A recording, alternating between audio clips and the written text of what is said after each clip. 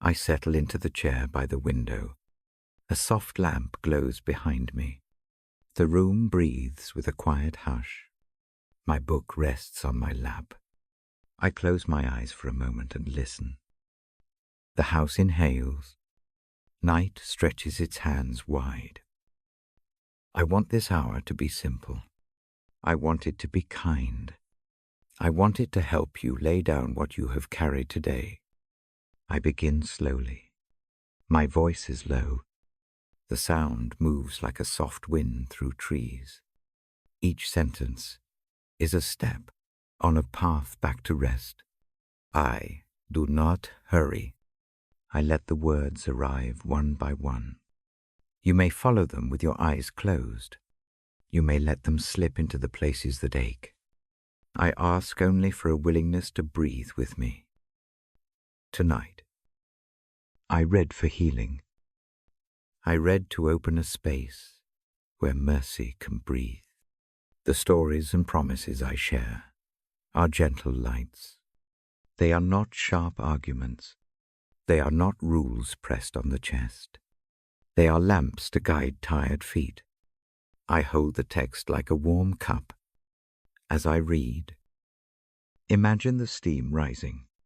It softens the face. It calms the hands.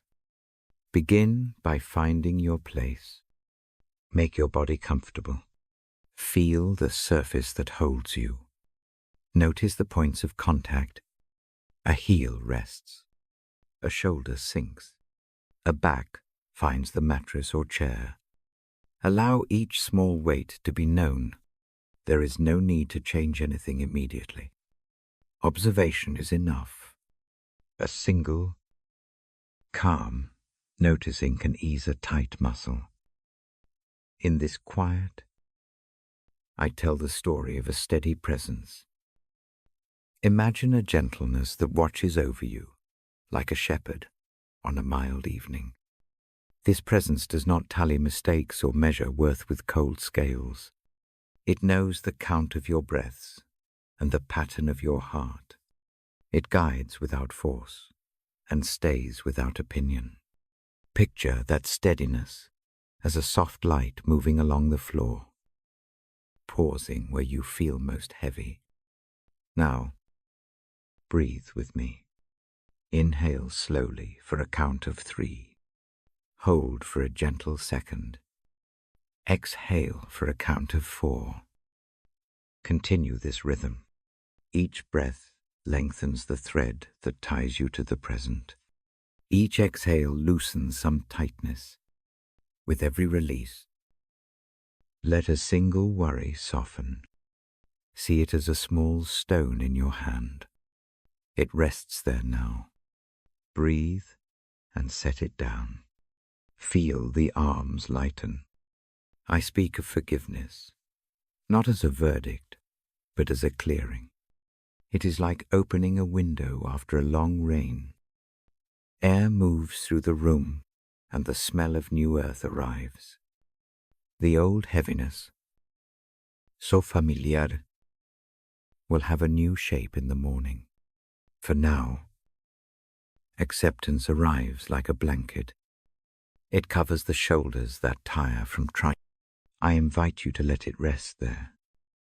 As I read, pictures will come. I will paint them in soft strokes. Imagine a path through a quiet field. The grass bends in a steady wind. Overhead, stars are patient enough to wait. Each star is a memory of grace. They are not distant demands. They are tiny assurances. Walk this path slowly. Feel each footfall settle into soil that holds. When thoughts come guilts, what ifs, the replaying of a harsh word, do not push them in panic. Notice them like birds on a fence. They have left marks on the mind. Let them be there, without making them the whole sky. Acknowledge the feeling behind them. Perhaps shame sits like a small stone under the heart. Perhaps regret hums like a distant song. Name them softly if you must. But do not wrestle. Allow them to pass like clouds. Forgiveness is not always an event. Sometimes it arrives as a new habit of breathing. It shows up in the way we tuck ourselves in the small choices to rest. I speak now of mercy as warmth that does not demand explanation. It covers errors like soil, covers seeds. Beneath, life prepares to bloom again. Trust that new growth is happening quietly. Beneath the surface, there is no rush to inspect it. I share a passage that invites rest. It pictures a quiet stream beside the road. The stream speaks in simple sounds. It teaches that water finds its level and keeps flowing. Let your concerns be likened to leaves on that water. Place them gently on the current. Watch how the stream carries them along. Your role is not to push them, but to let them go. Observe that the stream moves with certainty. Even in small ripples, so can you. Hear this as an assurance rather than a command. You are invited to a pause. You are invited to receive gentle care. There is nothing to earn in this moment. Rest is not a currency that must be spent well. It is a gift already given. Accept it without bargaining. Let the shoulders fall away from the ears. Feel the jaw unclench. The space between the ribs expands. These small, loosening moments are tiny miracles. I guide you through a short body scan. Start at the crown of the head and move downward. Notice the scalp. Notice the eyes and the tiny muscles around them.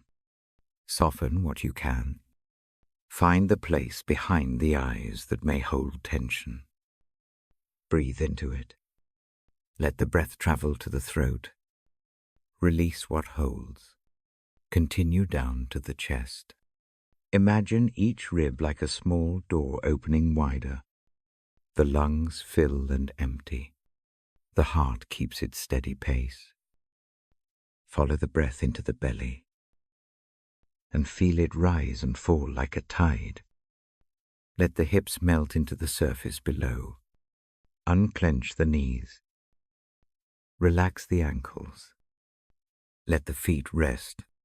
I mention grace as a companion on the path. Grace does not erase the past. It brings a new view to it. Think of grace as a soft light at your side that makes colors of the world gentler. Pain remains. Yes, but its edges are kinder. Anger may be present, yet it speaks in less fierce tones. Allow the light to wash over the memory that stings the most tonight. Watch its edges soften. Let the color change. There is a simple invitation I offer now. List the small things you are grateful for in the day. They need not be big or polished. A warm cup, a kind smile, a task completed, an honest conversation. The list is not a performance. It is a way to notice grace already at work. Gratitude tends the heart, like rain tends a garden. It does not fix everything at once. It feeds seeds that will grow in their time. As the list fills, you may feel resistance. That is natural. The mind is clever at reminding us of failures. When that voice rises, do not engage in argument. Allow the voice its turn, and then let it go. Place it back on the stream. Watch it float away. In its place, attend to one small fact that is true. You are breathing now. And breath is always enough. I speak now of hope, Hope in this moment is a quiet steadiness. It is not a burst of optimism, but a patient trust that morning comes again. Hope plants a single light on the horizon. It does not promise a map of tomorrow. It promises company on the way. Hold that thought like a lantern. It will not solve everything at once, but it will show the next step. Before I close this part of the reading, I guide a short invitation to let go of a single burden. Choose one thing that tugs at the heart. Picture it clearly. Put it in your hands. Feel its weight. Acknowledge that you have carried it well. Now, place it on the ground beside you. Do not hurry. Breathe. When ready, set it aside. Notice the relief that comes. However small, the act of release matters more than the perfection of the letting go. I speak softly about being held. I describe hands that cradle without judgment. They do not measure your past deeds against your worth. Those hands are steady and warm. Picture them resting under your head, supporting you as you sleep. Imagine them smoothing the worries from your forehead. Let that image be a gentle lullaby. As this first part draws to a close, I encourage a gentle slowing of the voice in your mind. Allow inner chatter to grow quieter. Imagine sound dimming like a lamp turned down low. Let the rhythm of your thoughts follow the breath's steady pattern. Sleep need not be forced. It will come in its own time, as the body relaxes and the mind finds peace. I end with a short promise of continuation. This hour is the first of many small steps toward deeper rest. I will return in the next part to read more of the texts and images that calm and restore. For now, hold to a simple truth. Mercy is near. And rest is not a reward for doing better. Rest is a place of refuge. Keep breathing slowly. Let the room and the steady light hold you. I close the book lightly. The lamp glows a little dimmer. I stay with you for a moment in silence. The night carries sound like distant music. The world outside is vast. Yet in this small room, there is safety. Breathe, and let sleep approach when it is ready. This evening is a beginning. Trust the quiet to work on you. I will speak again soon. For now, be at peace. I lift the book and turn the page with a careful hand. The lamp keeps its soft halo. My voice comes low, like a footstep on carpet. Welcome. I invite you to loosen what you have packed into this day. Let the shoulders unclench a little. Let the jaw soften. Let the eyelids feel the weight that asks to close.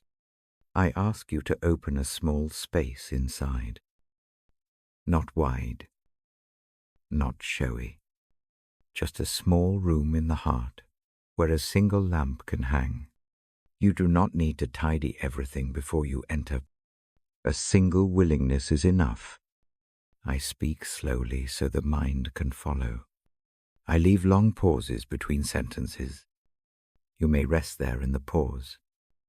Tonight, I make God's word a companion, not a stern companion, but a steady one. I place the words beside you like a blanket and a cup of warm tea. The passages I read are not lessons to pass a test. They are lines that lean toward the lonely. They name the weight and the small rescue that comes in quiet ways. Imagine a hand at the back of your neck. It steadies you. It does not push. It rests. I describe a closeness found in old stories. A companion walks beside the traveler at night.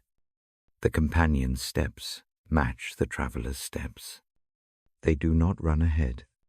They do not tally the mistakes made on the road. They simply keep company. There are gentle images in the scriptures that touch the heart when days are heavy. I recall a psalm that tells of one who draws near to those whose hearts are breaking. The language is soft. It speaks of binding wounds and sheltering the weak.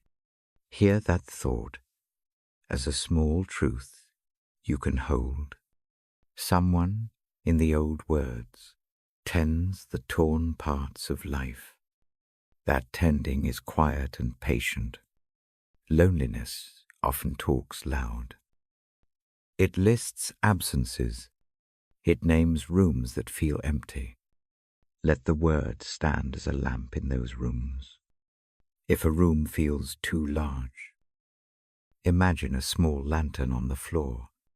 A single light is enough to move the shadows. Do not aim to banish every dark corner tonight. Let one light be enough for the moment. There is a passage that extends an open welcome to the weary. It invites the tired to set down the heavy carry. Think of that invitation not as a command, but as an offered bench by the roadside. The bench is not crowded with demands. It simply exists. Sit. Feel the bench hold you. Hear the breeze pass. The invitation stays true whether you accept it at once or later. It waits without scolding. I will guide you to breathe in a way that turns the breath into prayer. Breathe slowly. Count to 3 on the in-breath. Hold for a soft beat. Release on 4. With each out-breath, imagine offering a single worry into the open palm of the companion. Picture the worry as a folded paper. Place it gently into the hand. The hand does not judge the paper. It holds it and keeps it safe. If your mind begins to list reasons to stay alert, watch the list like a gentle tide. Thoughts roll in. Some stay on the sand. Some retreat. Allow the mind to do its job. You are not asking it to stop. You are asking it to settle at the shore. Watch the surf without leaping in. I bring to mind another comforting scene from the scriptures. A shepherd at night, moving quietly through fields. The sheep know the voice and follow without fear. The shepherd lights a small fire when the air grows cold. Those images are not about literal flocks alone. They stand for care that notices hunger and chill, and acts without grand gestures. There is tenderness in simple acts of looking and tending. Place your hand on your chest. Now, if that feels safe, feel the steady tempo beneath the fingers. That pulse has kept company with you through every season. It is a small drum that learns your story in silence. Let the touch be a reminder that you are not abandoned. Let it be a soft proof that life continues in small, faithful beats. When memory sharpens into ache, do not try to erase it. Hold it under a softer lamp. See the edges less bright. I speak of mercy that approaches like rain after a drought. The first drops do not fix the field. They begin the quiet repair. Mercy looks like small reliefs, a kind word remembered, a hand that held yours in passing, a moment when a stranger smiled. Gather these small things tonight. Let them be anchors. There is no pressure to understand everything about your loneliness. It often arrives without invitation. It may come with fear or with the thought that you are somehow less because of it. The word counters that by offering a presence that values you without tallying worth. Imagine a friend who sits down in the room of your life and listens with full attention. That listening heals in ways that loud fixes cannot. I ask you now to choose one small burden to name. Name it with one word in your mind. Call it by its simple shape. Maybe the word is failure. Maybe it is fear. Maybe it is an empty chair. Place that word on the palm of your imagination. See how it looks there. Do not weigh it against every other thing. Let it be what it is for this moment. When you are ready, imagine handing that single word to the companion in the stories. The companion takes it without comment. The action of passing matters more than the explanation. Feel a tiny shift. The shoulders may drop an inch. The space behind the eyes may relax. The gesture begins a new current under the day's surface. I read to you from passages that let hope feel small and steady, rather than loud and demanding. Hope is a single candle against a long night. It does not promise quick fixes. It promises company and the return of morning. Picture a horizon with a faint, patient glow. It does not reveal a perfect map. It simply assures that direction exists. Listen as I speak of rest. Rest is not a prize for better behavior. It is a promised place of breath. The book I hold calls rest a place where hearts find ease. You may feel unsure about resting. Perhaps rest seems too dangerous. I invite you to test a short rest. Close the eyes if that feels safe. Allow a gentle exhale to empty the chest. That tiny experiment teaches the body how to let go. I describe mercy as hands that do not measure. The hands in the stories do not weigh out credits. They gather. They warm. They smooth. Imagine those hands rubbing a cold shoulder. Feel the warmth spread like slow honey. Allow that imagery to seep into places that are tight. Images do the work of gentle persuasion. Let imagery be your ally tonight. If loneliness whispers that you are unseen, notice the small ways you are known. The names called across a table, the message read under the covers, the quiet presence that stayed on the line a little longer. Collect those small proofs. Let them fill a jar in the mind. When the night grows loud, open that jar and let the sound of remembered care spill out. I pause now to let silence sit between us. Silence is part of the reading. It is not empty. It holds room for your breath and the small stirrings of thought. Stay in the silence as long as you need. If sleep comes, let it come. If thoughts return, let them pass through the silence like birds over water. Before this section closes, I offer a short blessing in simple language. May you feel looked after when the world feels cold. May small lights find you. May rest visit in quiet ways. May hope cling like a single lantern on a long path. These are not promises of immediate change. They are quiet assurances that you do not walk alone. I will read more passages in the next part. We will sit with stories of comfort and images that allow softness. For now, let the lamp glow gently where it is. Keep breathing at your own pace.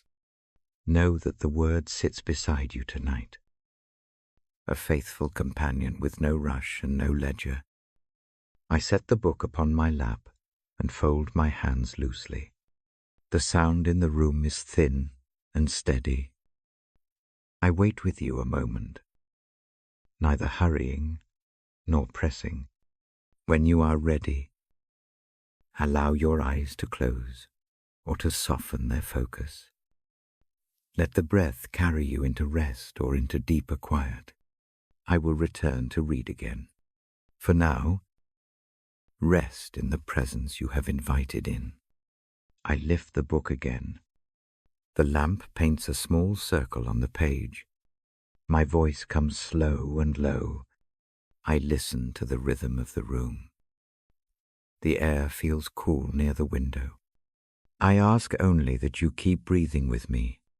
Before I read, I pause to name a quiet intention.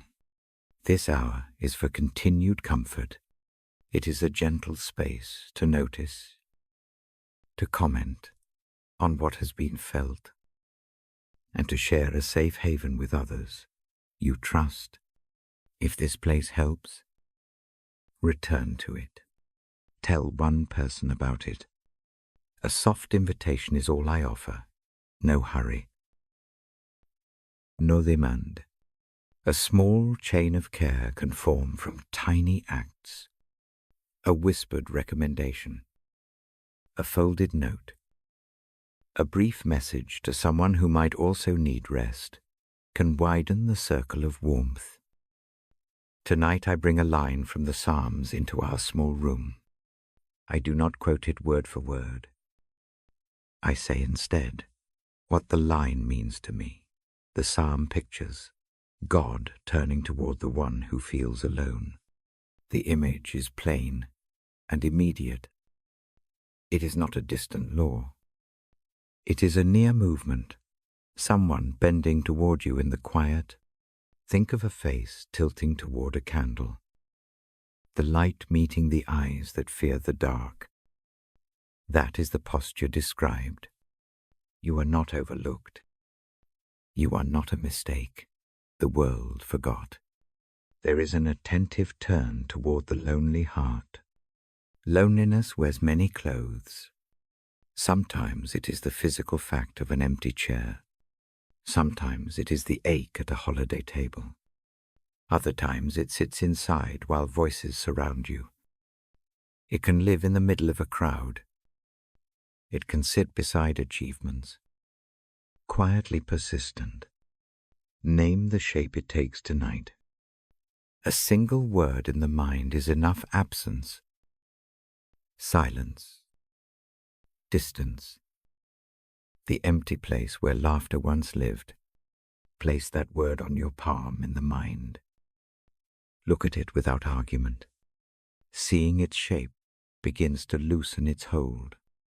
I read now in the hush, and I let the psalm's meaning settle. It says, in its own quiet way, that God turns toward those who feel abandoned. That turning is not a dramatic thunderclap. It is a careful leaning. It is like someone stepping closer, so a whisper can be heard. Imagine that leaning as a small, steady light, drawing near to the face of the one who waits. The light does not demand words back. It simply is present. When the room feels wide and unwelcoming, imagine a bench by the roadside. The bench is not crowded with tasks. It is only a place to sit. Sit on it now, in imagination. Let your shoulders find the curve. Let the bench take your weight. Hear the wind pass. Hear it as a blessing rather than a boredom. The act of sitting matters. It signals that doing nothing right this minute is allowed. Breathing becomes easier when a body trusts a surface. I offer a small practice from the Psalm's tender leaning. Place a hand gently over the center of the chest. Feel the rise and fall beneath the skin. Each beat is a small proof of company. The pulse keeps a steady time even in the silent hours. Breathe in slowly for a count of 3. Hold for a soft beat. Release for 4. With each out-breath, Imagine offering one small burden into the turning hand of the one who leans. Picture that burden as a pebble. Set it in the open palm. It is not judged. It is held. Sometimes loneliness whispers that we are unlovable. That whisper is loud because it knows how to hide in the gaps. I do not try to argue with it. I let a softer image come forward. Think of a shepherd bending down to check a single hoof. The action is focused and ordinary. It does not trumpet rescue. It simply notices and tends. That image holds a truth care, often looks like attention to small things. A single attentive moment can be a doorway out of the aching, long enough to breathe. It helps to name one small comfort to carry into the night. It need not be grand. A warm cup of tea, the memory of a laugh, the touch of a pet, a book that once soothed. Picture the chosen comfort like a fragment of cloth. Wrap it around the shoulder in your mind. Feel the warmth. The thought is not meant to erase the loneliness. It is a small, steady counterweight. Keep it near as you move through the hours. Sharing a feeling can be part of healing. A short note to a trusted person can change the shape of a night. If writing is safe for you, leave a few lines about how you feel. If talking feels too heavy, a brief message that says, "Only you are thinking of someone can build a thread." Community need not be elaborate to matter. It often begins with the simplest acts, a call, a shared silence, a cup set in the other person's room. If you carry a place that holds this reading, consider passing it on. Invite one other to join sometime. A small community of gentle ears makes a larger refuge. I speak softly now about the times when being alone is chosen, and when it is endured. Both can be tender, and both can hurt. Chosen solitude might bring clarity. Endured solitude can bruise the heart. The psalm does not weigh one as better than the other. It turns toward both. For those who choose quiet, be kind to the parts that still ache. For those who must be alone, let the turning hand be imagined often. The turning is a reminder that the human heart was made for relation, and that a divine attention keeps watch, even when human presence is thin. If your mind reaches for reasons what you did or did not do that led here, do not wrestle with them tonight. Catalogues of why often grow like weeds in the dark. Instead, name one small truth that you can accept.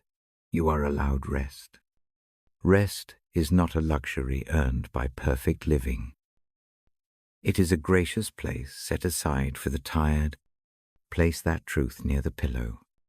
Let it act like a small, steady lamp. I read another quiet line from memory. The psalm's posture echoing the one who sees the lonely bends toward them. Let that posture become a small image you can carry. Picture a pair of hands that cup quietly, without measuring. Imagine them taking a folded paper that says lonely and placing it into a basket. There is no discussion, only a calm action of keeping safe what feels fragile. Keep that image long enough to let it calm the shoulders. Practical things help when the night grows sharp. If it is safe and possible, light a small candle. Watch the flame for a full minute. Notice how it steadies. Make a small list of 3 names, not for judgment, but for gratitude. They need not be alive in the room. They can be the name of a teacher, a beloved pet, a place that once felt like home. Let the names soften the edges of the night. If sleep resists, return to the breath exercise. Let the rhythm become a companion. Inhale for 3. Hold briefly. Exhale for 4. With each breath, whisper a short word in your mind. Safe. Held. Near. These are not magic spells. They are small reminders that train the mind away from the spinning lists, that keep the chest tight. I pause now and let silence sit with us. Silence is part of the reading. It gives space for what you carry. Be in the silence as long as needed. If tears come, let them. They are simple waters that cleanse slowly. If laughter returns, greet it kindly. Emotions are not enemies. They are messengers with simple jobs to be noticed and to move through. Before I close this section, I offer a small blessing. May the lean toward you feel gentle and true. May the night shelter you rather than isolate you. May a single small comfort find its way into your hands. May you know that someone in the old words turns to the lonely, and that you need not be everything for everyone tonight. When you are ready, close the eyes, if that feels safe. If not, soften the gaze and follow the lamp's halo. Keep breathing. Keep the small image of the turning hand with you. I will come back to read more in the next part. We will sit with more passages and tender pictures that ease the heart. For now, rest in the thought that you are seen. Let that thought be the last steady light before sleep. I turn the page slowly. The lamp keeps its small, steady glow. My voice stays low. The room listens with a softness that feels like a hand on the back. Tonight I read one of the simple promises that has steadied me when nights grew long. I do not recite the words exactly. I say what they mean to me. God promises to be with us, to take our fear, and to lend strength. It is the kind of promise that rests quietly beside a pillow. It does not shout. It draws near. When I speak that promise aloud, the sound seems to change the air. It is not a surefire fix. It is a companion phrase. It settles into the bones like a small, warming stone. I read it now for you as I read it to myself. Each repetition is a small rehearsal of trust. The promise bends toward the lonely. It promises presence and help. Those two things are enough to steady a single breath. I tell a short story from my life to show how this promise lives. Years ago, I find myself in a city that feels too large for one person. A job ends. Plan dissolve. Friends disperse like late leaves. I sit on the thin mattress in a rented room. The window is a black square. The suitcase sits open, half packed, half abandoned. The hum of distant traffic becomes a kind of punctuation to the night. Hope seems small. Fear sounds loud. I remember turning the lamp down low and opening the book. The words I read are not long. They have weight. I place the book in my lap and let the light fall across the page. Then I fold my hands and breathe. The first breath is a little sharp. The second softens the edges. The third loosens something behind the ribs. At a certain moment, an awareness arrives that cannot be measured. It is not a voice that tells me everything will be fixed. It is a presence that sits beside me on the mattress and does not ask for an explanation. It is like someone setting a warm cup on the floor. The cup radiates a small heat. That heat spreads through the chest, not solving plans, not reordering the calendar, but steadying the heart enough to find sleep. I do not say that lonely nights vanish after that. They do not. The feeling remains, but the presence shifts the center of the ache. The tightness loosens. The shadow at the window does not feel so vast. There is a sense that I am being held by something bigger than the room. Strength comes not as a swift rescue, but as a quiet companion step. It is enough to keep going. The promise I read in that hour stands like a lamp. It says, essentially, that when fear arrives, there is a companion who will stay and who will give strength. That kind of assurance changes how I breathe in the dark. Stillness. But the knocking loses its power to command the whole night. The hands of the clock continue. The small, steady reality of company endures. Tonight, I invite you to find one small point of contact in your own body. Place a hand over the heart, if that feels safe. Rest the palm there for a breath or two. Feel the warmth beneath the skin. That warmth is a simple proof of life. It is a tiny presence that keeps time with you. Breathe into it. Imagine the promise I have read sitting like a soft weight beneath the hand. Let it ground the chest when loneliness tightens the throat. I use a short practice that calms the nervous rush. Breathe in for 3. Hold. Breathe out slowly for 4.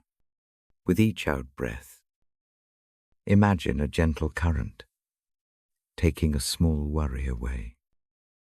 Picture each worry as a leaf on a river. Place it into the current and watch the water carry it beyond sight. The action is metaphor. Yes, but metaphors shape the body. They move muscles that words alone cannot reach. I speak now about strength. Many images of strength in the world are loud. They are iron and muscle and proclamation. The strength I read of is quieter. It is the kind that steadies a hand, shaking with grief. It is the one that gives the next step when legs feel uncertain. Sometimes, strength looks like a breath forced into a tight chest. Sometimes it looks like permission to rest. In my night of the packed suitcase, strength comes as the courage to sit through the ache without pretending it is smaller than it feels. I remember how that presence also came through ordinary things. Not only through an inward comfort. A neighbor leaves a bowl of soup on the landing. A distant friend sends a note that reads like a small rope thrown across a gulf. A streetlight outside hums with a steady glow. These modest things act as channels for the promise.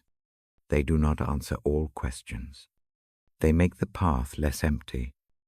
If you are awake and alone tonight, think of one small practical anchor. Perhaps it is a glass of water on the bedside table.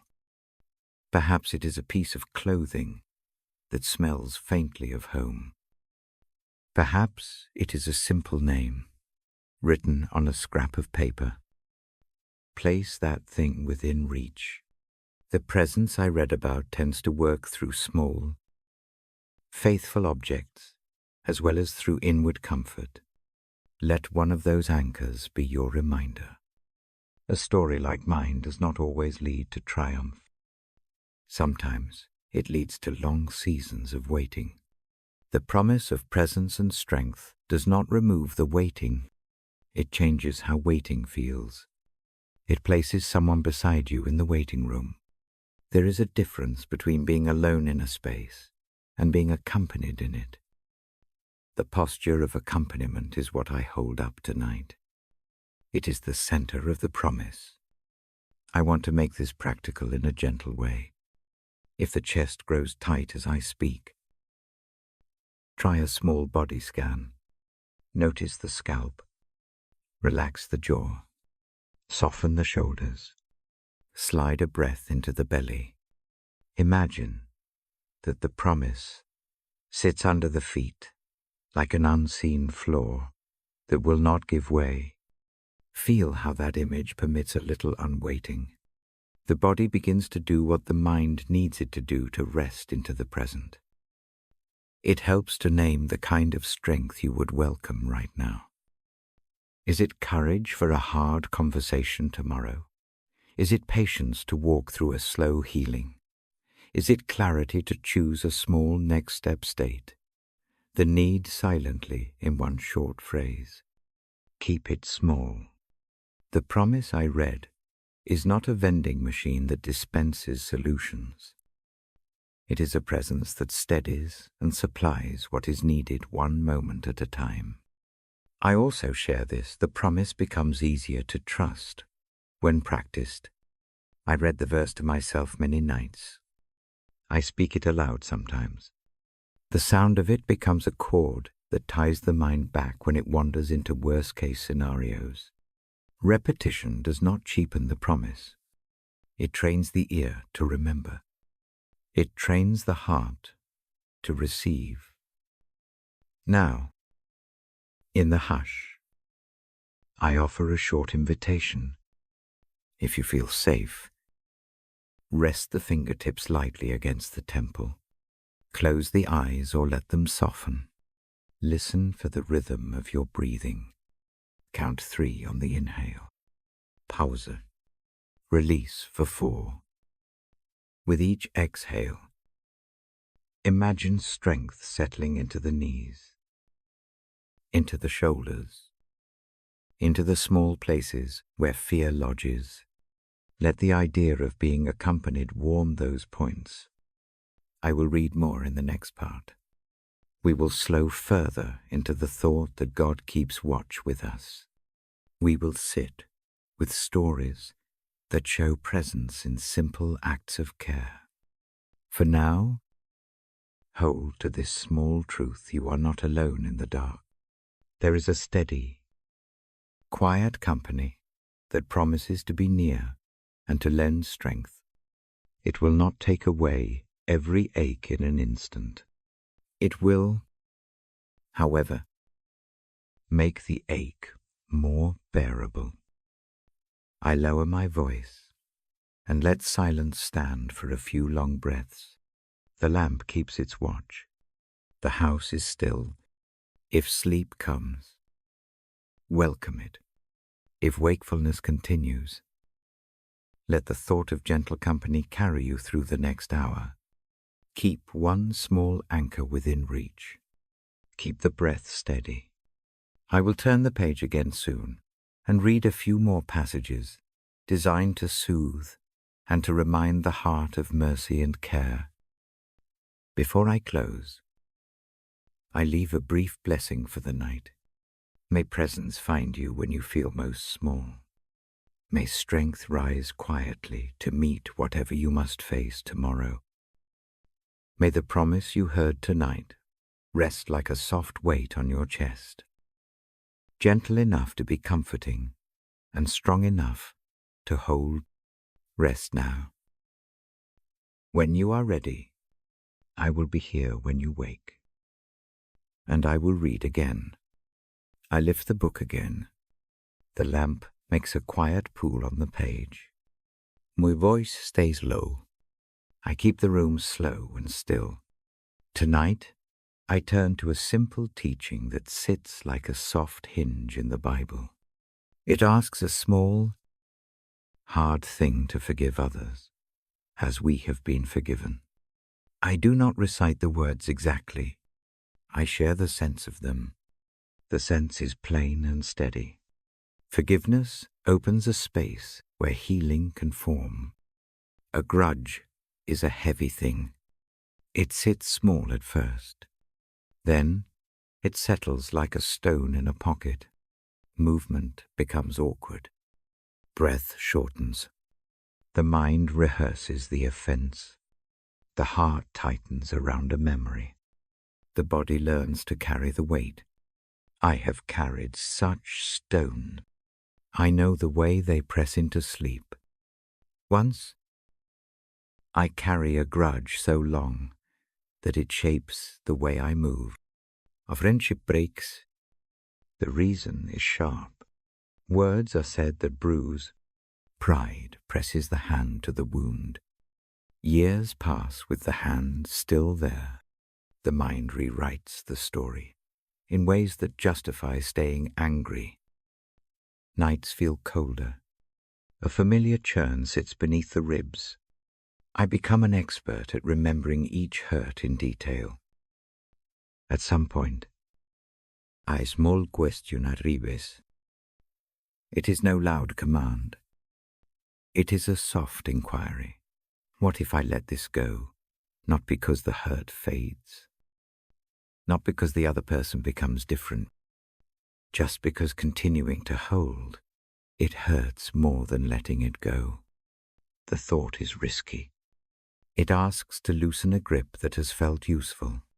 The idea of empty hands is frightening. I try a quiet practice.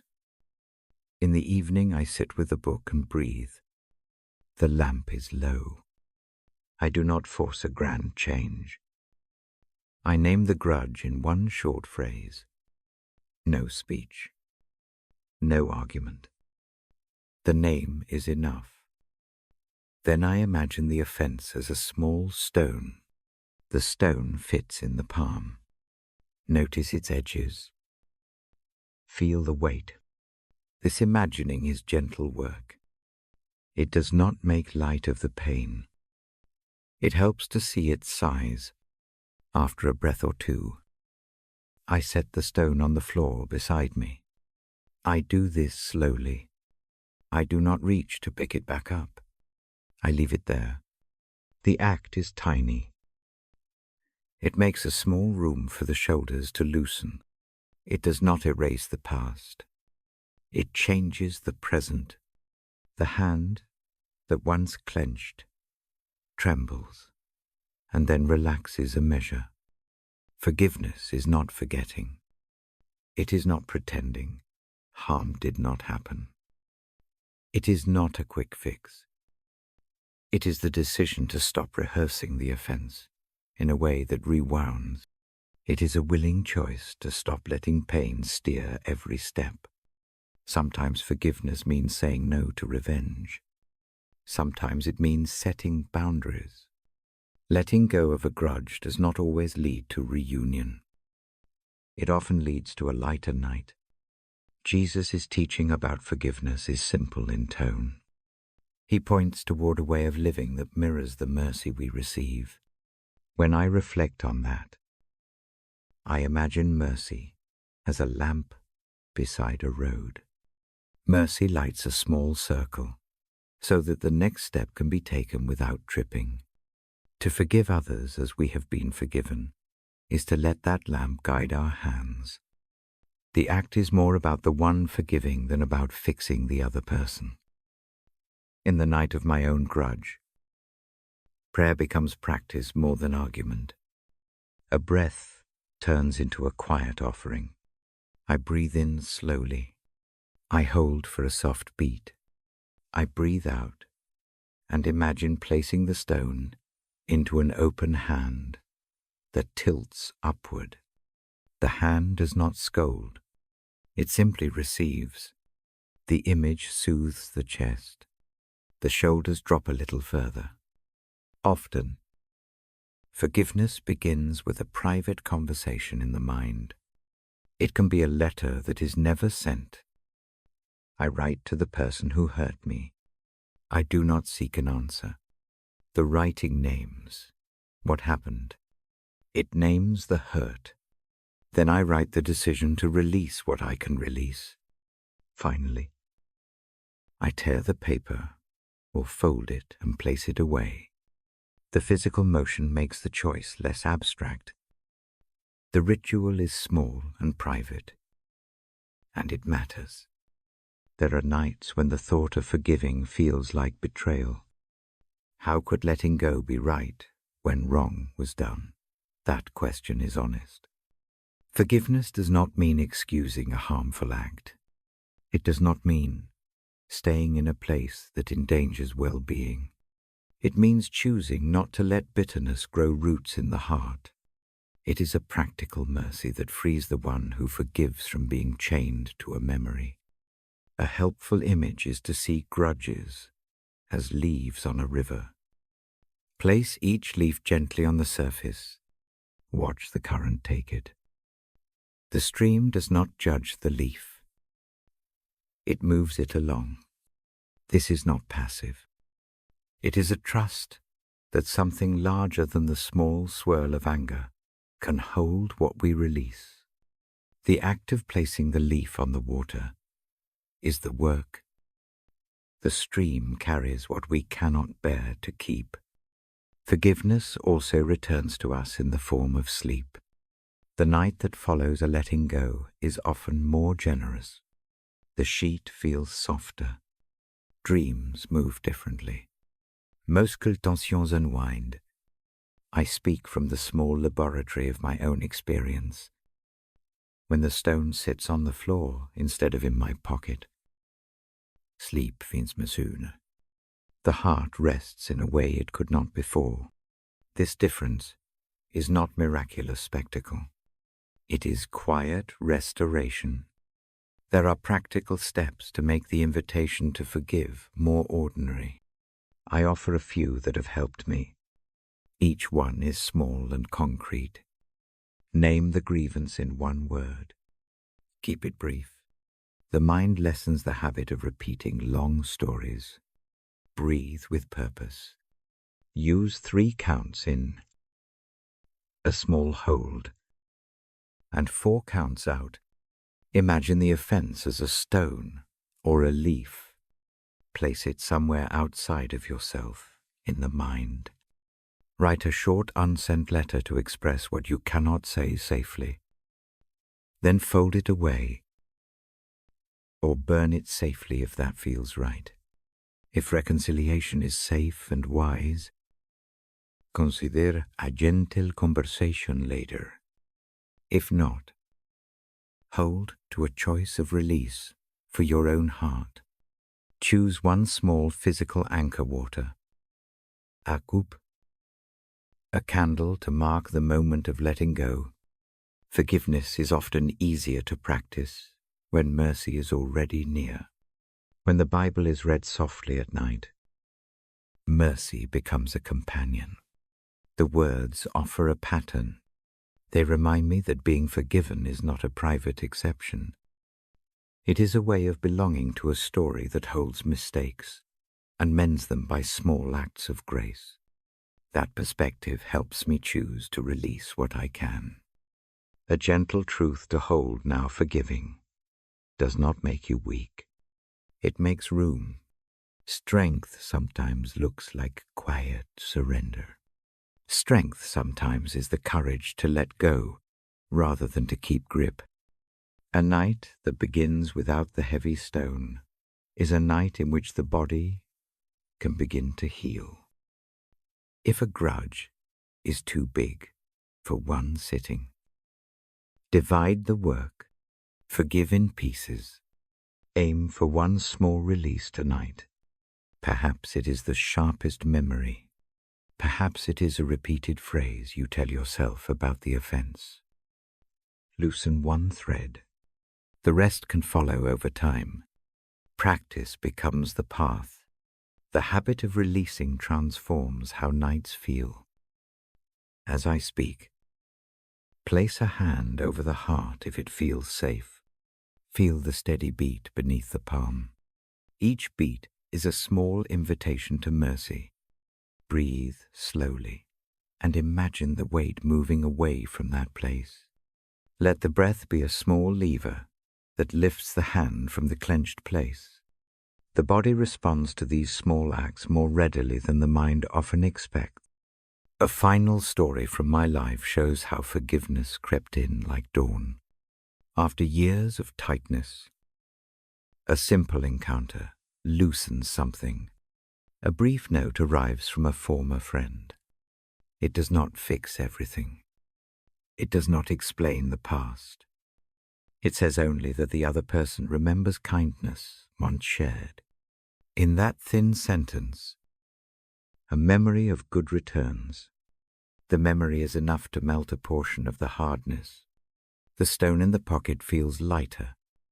That lightness allows sleep to come without the old edge of bitterness. Tonight, I invite you to hold one small grudge in the palm of your imagination. Feel its shape. Do not rush. Then place it gently down. Breathe. If the act feels too big, name a single word and hand it over in your mind. Let the image of an open hand receive it. Let that image sit with you for a few slow breaths. I close this section with a quiet blessing. May mercy find its way to the place you hold tight. May release arrive in small, manageable measures. May sleep come gentler after the letting go. May the pattern of forgiveness grow like a steady path beneath your feet. I set the book lightly on my lap. The lamp stays soft. The room keeps its hush. Rest in the thought that forgiveness is not a one-time performance, but a practice. I will return in the next part to read more passages and to share more simple images that teach mercy and quiet hope. For now, breathe and let the night be kinder. I lift the book and let the light spill across the page. The lamp stays low. The voice remains slow. This part moves into two small themes, grace and inner peace. Both are soft. Both are practical. Both are meant to be felt tonight. Grace is a gift. It arrives without invoices. It comes without a list of things done right. That is what the old line in the letter to the Ephesians means to me. Grace is not earned by trying harder. It is handed over freely. It lands like rain on a dry field. It soaks in where effort cannot reach. To make that meaning come alive, I tell a small, ordinary story. It has no great drama. It could be any night of running out of time. A wallet forgotten on the kitchen counter. A bus arriving without enough change. A borrowed book that gets lost. The heart tightens. Plans wobble. Solutions seem distant. On one such evening, a slow mercy steps in, standing beneath a streetlight. A small act happens. A stranger passes and offers the exact amount needed. Nothing is said about why. The money is not accepted as a debt to repay. It is a hand extended and then withdrawn. No record. No demand. The gesture is simple and finishing. It settles the immediate pressure. There is relief. There is the oddness of not owing anything back. The chest loosens before any answer is formed. That night, sitting with the lamp low, the image of the stranger's hand returns. It does not require gratitude as a performance. It asks only for reception. To call that moment grace is to say something useful and life-giving came without a cause. The small gift did not balance a ledger. It made room. Grace often looks like that in life.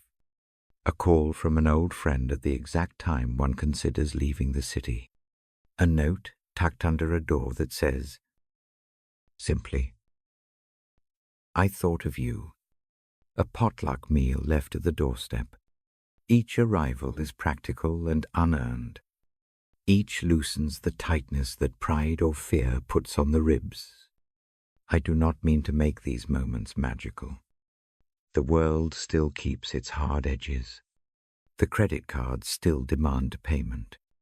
Work still calls in the morning. But the secret of grace is smaller and truer. It interrupts the idea that every breath must be purchased by performance. It says rest can be given, not earned. When grace arrives, the body notices first. The shoulders drop half an inch. The jaw softens. Sleep finds a less guarded path.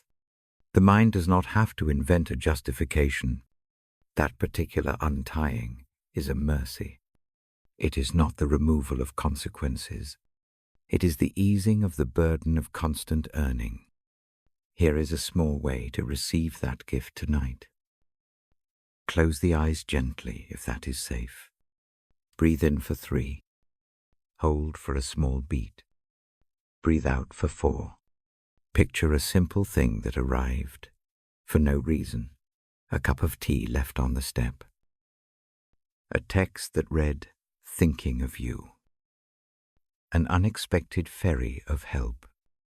See it clearly? Allow the image to rest against the sternum. Imagine that it has no strings attached. Let it be only what it was, a small kindness. Breathe, and feel an ease move through the chest. Now hold that ease for a breath. Name it softly in the mind, Grace. Let the word be an invitation rather than a verdict. Let it sit like a small lamp on a table beside the bed. It does not demand repayment. It invites trust. Grace also meets the truth of failure. It does not erase mistakes like a clerk rubbing away pencil marks. It reframes them.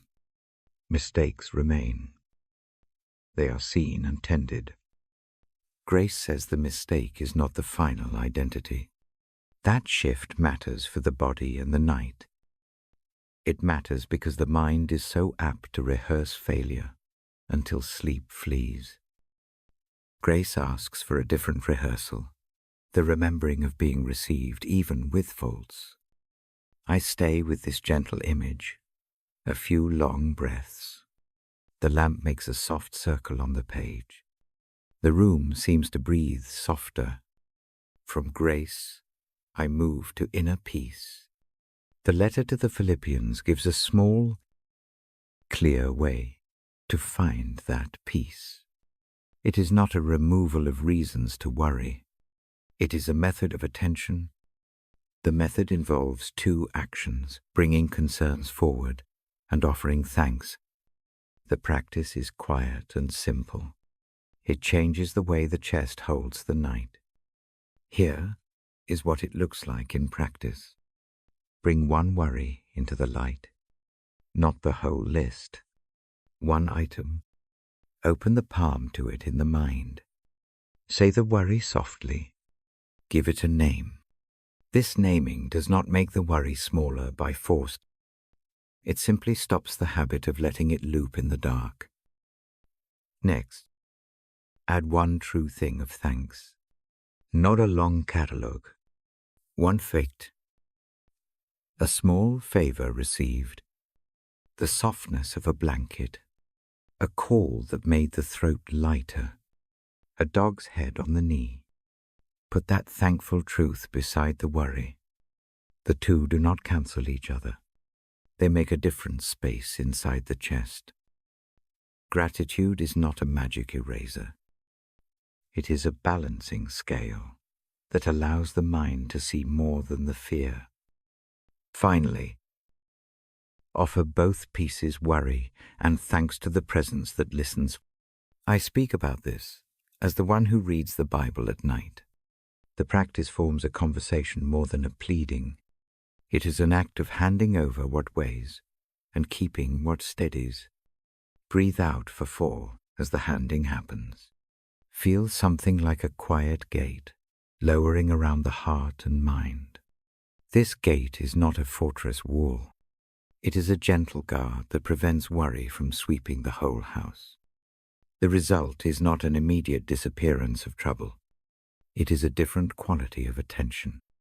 Thoughts may still come. They will move through the guarded space rather than setting up camp. The chest finds a steadier rhythm. The mind can rest enough to notice small things again. The hum of the heater, the slow blink of a streetlight, the pulse at the wrist. If the first effort feels thin, try a small ritual. Write the worry on a scrap of paper. Write one thankful thing on another scrap. Fold both and place them in a small bowl at the bedside, not to dispose of them forever, just to set them in a place that marks the night's work. The bowl becomes a tiny altar of practice. It reminds the body that concerns are not meant to be carried alone until breakdown. Peace is like that bowl. It holds what is heavy in such a way that the rest of life can continue. It does not make the heavy disappear. It frames it differently. The framing matters immensely when sleep comes tiptoeing. I also offer a listening exercise tonight. Rest the hand lightly over the belly. Breathe into the place beneath the hand. Name a worry on the in-breath. Name a thankful thing on the out-breath. Repeat 5 times. The rhythm trains a new pathway in the nervous system. It teaches the body that worry can be paired with notice of good. The pairing brings calm.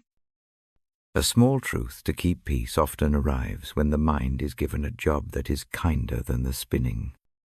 Naming, thanking, handing over. These are small tasks that calm the restless clerk in the head. They are not heavy-duty theology. They are gentle practices that the heart can learn. Tonight, if the mind says that peace is impossible because the day demands so much, respond with this simple plan. Pick one small worry. Pick one small thanks. Breathe and place them together as a single act. Do not expect perfection. Expect practice. Over time. The practice shifts the night's atmosphere. As I come to the close of this part, I rest the book in my lap. The lamp throws a soft pool of light. A quiet blessing follows. The slow voice, may grace meet the places you expect it least. May peace visit where worry sits heaviest. May the small practices of naming, thanking, and handing over become familiar enough to shape the nights. I will read again in the next part. We will continue with gentle passages and simple images that build rest. For now, breathe slowly. Keep one small thankful fact near. Let grace be a quiet companion at the edge of the pillow. Let peace stand watch in a way that does not demand perfection. Stay as long as it feels right. When sleep comes, welcome it with gentle hands. When wakefulness continues, return to the breath and the small bowl beside the bed. I close the book lightly. The lamp stays low. The room listens. Rest. When you are ready, I will return soon. I turn the page. The lamp keeps its soft ring of light. My voice comes low and steady. Tonight I read about prayer and gratitude as tools for peace. I do not give long lectures. I offer small practices you can try before sleep. I begin with a simple thought. Prayer and thanks are like two hands that cup the night. One hand names what troubles the chest. The other counts the small mercies. Together they form a cradle for rest. I say this from the place where I sit with the book. I have used this practice on nights when the dark felt wide and loud. I ask you now to make the breath slow. Breathe in for 3. Hold for a gentle beat. Breathe out for 4. Let the rhythm steady the shoulders. With each exhale, imagine a little light lowering over the room. It is not a harsh glare. It is a soft hush that settles on the skin. Bring one worry forward. Keep it single. A single word will do. Name it quietly in the mind. I always choose the smallest shape of the fear. Naming makes the worry particular. It stops the mind from spinning a web of many unconnected fears. Now add one thing to be thankful for. It might be a cup that warmed your hands today. It might be a voice that called when you needed it least. Hold that small thing beside the worry in your imagination. They sit like two stones on a bench. Both are true. Both are portable.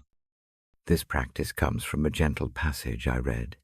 Often, it asks us to turn our troubles into prayers and to bring gratitude alongside. That pairing does not pretend trouble is absent. It invites a new posture of the heart. The chest stops being a stage for only dread. It becomes a room with space for care. Imagine peace as something that descends.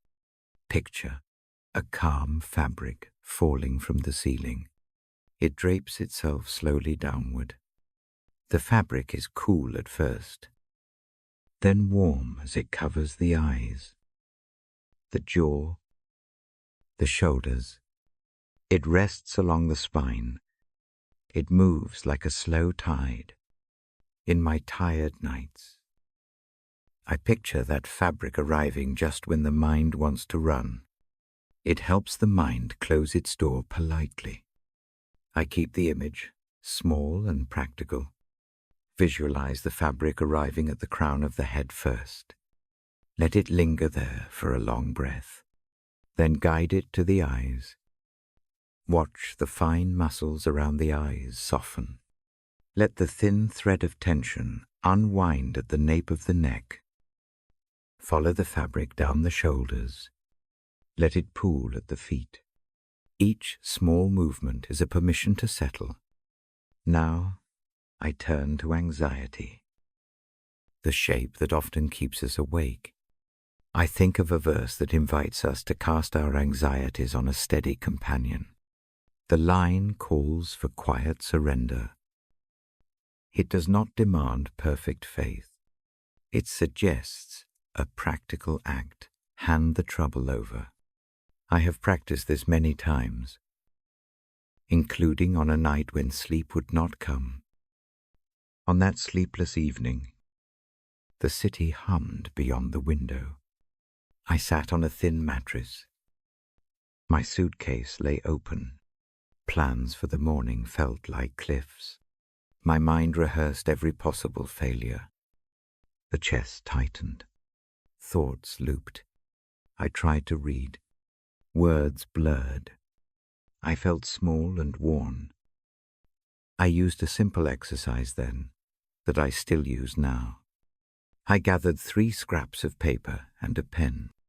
On the first, I write the word worry. On the second, I write one small request.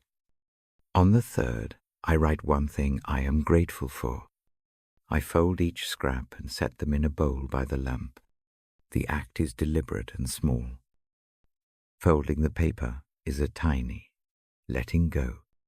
Placing it in the bowl is a physical sign that the night is not meant to carry everything.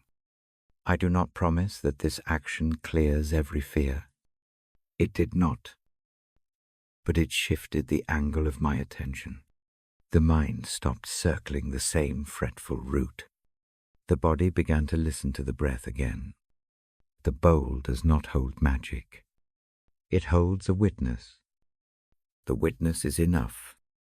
Casting anxiety is not a harsh dismissal. It is a handing over.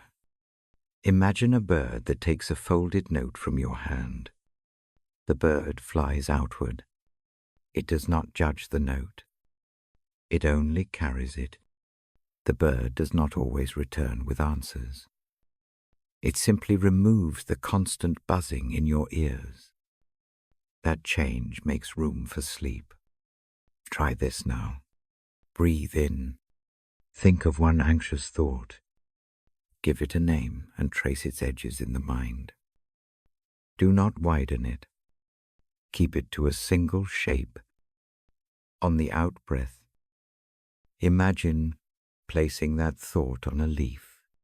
See the leaf lift from your hands. Watch it find a current and drift away. You are not forcing disappearance. You are choosing not to carry it alone tonight. I add a small prayer in the quiet. It is not a litany of demands. It is a short offering, a handing of the named worry into a steady presence. Pray with the breath if words feel too heavy. On the in-breath, hold the worry. On the out-breath, release it into the image of that steady presence. Repeat 3 times. Let each repetition be a lowering of tension in the shoulders. I also teach a tactile anchor that helps when the mind spins. Place the palm over the sternum. Feel the beating that has been faithful for years. Let that pulse be a metronome for calm. Sink the breath to it. As you inhale, think I hand this over. As you exhale, think I rest in a steady company. The phrases are short. They are not theological essays. They are simple ropes for an anxious heart to hold. Anxiety lives in the body as much as in the mind. It tightens the jaw. It locks the throat. It shortens the lungs. So I use small bodily gestures. Stretch the fingers slowly. Roll the shoulders. Soften the jaw. Make one slow circle with the neck. Each small movement tells the nervous system that the night includes motion that cares, rather than motion that compels. If worries feel too large to imagine on a leaf, try the paper ritual with the bowl. Write the anxiety down. Fold it well. Place it in the bowl. Then cover the bowl with a cloth. The cloth is a gentle barrier. It marks a boundary between the waking mind and the place of rest. In the morning, you may return to the bowl. You may decide then to assess each paper with daylight rather than midnight fog. I do not claim that every sleepless night ends in one practice. Some nights require more care. Some nights call for a friend on the phone. A warmts-up. An extra hour of slow reading. The practices I offer are invitations. They are small rituals. You can try when the chest hunches and the hours stretch. There is a mercy in steady repetition. Saying the same short prayer. Pairing one worry with one thanks. Placing one paper in a bowl, these repeated acts reprogram the restless clerk in the mind. The clerk learns a new schedule. It learns that not every worry must be attended to with full debate in the middle of the night. If thoughts return after you hand them over, greet them gently. Do not scold the mind for wandering. Imagine the mind like a dog that needs to be guided back to its seat. Lead it back with breath and the remembered image of the bird or leaf. The mind will learn by practice. The habit forms slowly. I remind myself of the little night I described earlier. after the bowl by the lamp, after the breathing that named each fear and each thanks. Sleep came. It did not come like an abrupt victory. It arrived like a tide that had been allowed to rise. The chest softened. The thought that had been a cliff became a path. I slept until the lamp was low in morning. Tonight, if awake, try one of these acts. Choose the leaf, the bowl, or the bird. Use the breath as your steady guide. Make the prayer as short as the breath. Keep gratitude small and true. Let the fabric of peace descend slowly from the crown to the soles. Let the steady pulse under the palm remind you that life continues through the dark. I close this part with a brief promise to return. I will read again and bring more small images and simple exercises. For now, rest with one short gift place, one worry into an image of your choosing. Add one small thankful fact beside it. Breathe. Let the night receive them both. I set the book down lightly. The lamp throws a quiet circle. The room breathes with us. Sleep comes often when we make peace a practice rather than a demand. When you are ready, let the eyes soften and let the breath find its measure. I will be here again. For now, hand the worry over and rest in the hush. I lift the book and let the light fall along the page. The lamp is steady. My voice stays low. Tonight I turn to a simple, old line that I have read many nights. It sits in Proverbs. It asks a small thing trust with the whole heart, not only with the clever mind. The verse is Proverbs 3:5-6. I do not quote it exactly. I say what it gives me. Lean less on your own cleverness. Turn more toward the one who knows the road. Name the direction. Walk slowly.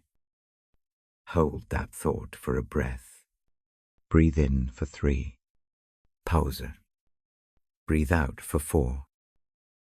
Let the sentence settle like a stone on a quiet path. The idea of trusting with the whole heart is not a grand demand. It is a gentle invitation. It asks for one small act of release tonight. Years ago, a season of uncertainty comes like fog, a plan unravels. A work assignment changes. A close friend moves across an ocean. All of it arrives in the same week. The calendar looks like a page torn into shreds. Choices stack up.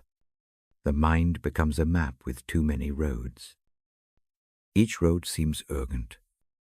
Each road promises rescue. The chest tightens. At first, the usual tools come out. Lists, schedules, contingency plans. The hands work on the edges. The head adds pros and cons until the board is full. Sleep slips away. The lamp burns low. The book rests unopened. One night I open the book instead. The page is thin beneath the lamp. The words are simple. They do not offer a solution to every knot. They offer a posture. Trust the one who guides. Lean on more than reason. Acknowledge him in all ways. The verse suggests, and the path straightens. That night a small experiment begins. It is humble and ordinary. No dramatic vow. No soothe. A single action. Name one worry and hand it over. The worry is not erased. It is set in a new place. Practical steps form from that experiment. They are small and repeatable. Try them slowly now. If the night keeps you awake, first, stop the list. Put down the paper and pen for a moment. Close the eyes if that feels safe. Breathe in for 3. Hold. Breathe out for 4. Let the breath make a room inside the ribs. Second, choose one worry, not the whole pile. A single, clear shape. A short name in the mind. Calling it by name makes it particular. The whole dark becomes less loud. Third, speak it softly into the air. A single sentence will do. A whispered offering. No need for eloquence. The act of speech moves something in the body. It shifts the burden from the clenched place to the open hand. Fourth, imagine handing that named worry to the steady presence the verse describes. Picture 2 hands that receive without tally. The hands do not scold. They take. The image is not a trick. It is a practice that trains the muscles of trust. Fifth, anchor the action with a small physical token. A scrap of paper folded 3 times. A smooth stone placed in a bowl. A cup left at the bedside. The token marks a decision. It keeps the night from pretending nothing changed. Those steps are small. They are also practical. They turn abstract fear into a thing that can be carried, handed, and set down. In the weeks after that first night, more strange calm appears. The map does not straighten at once. The fog does not vanish. Clarity arrives in slow stages. A conversation opens unexpectedly. A door that seemed closed creaks and yields.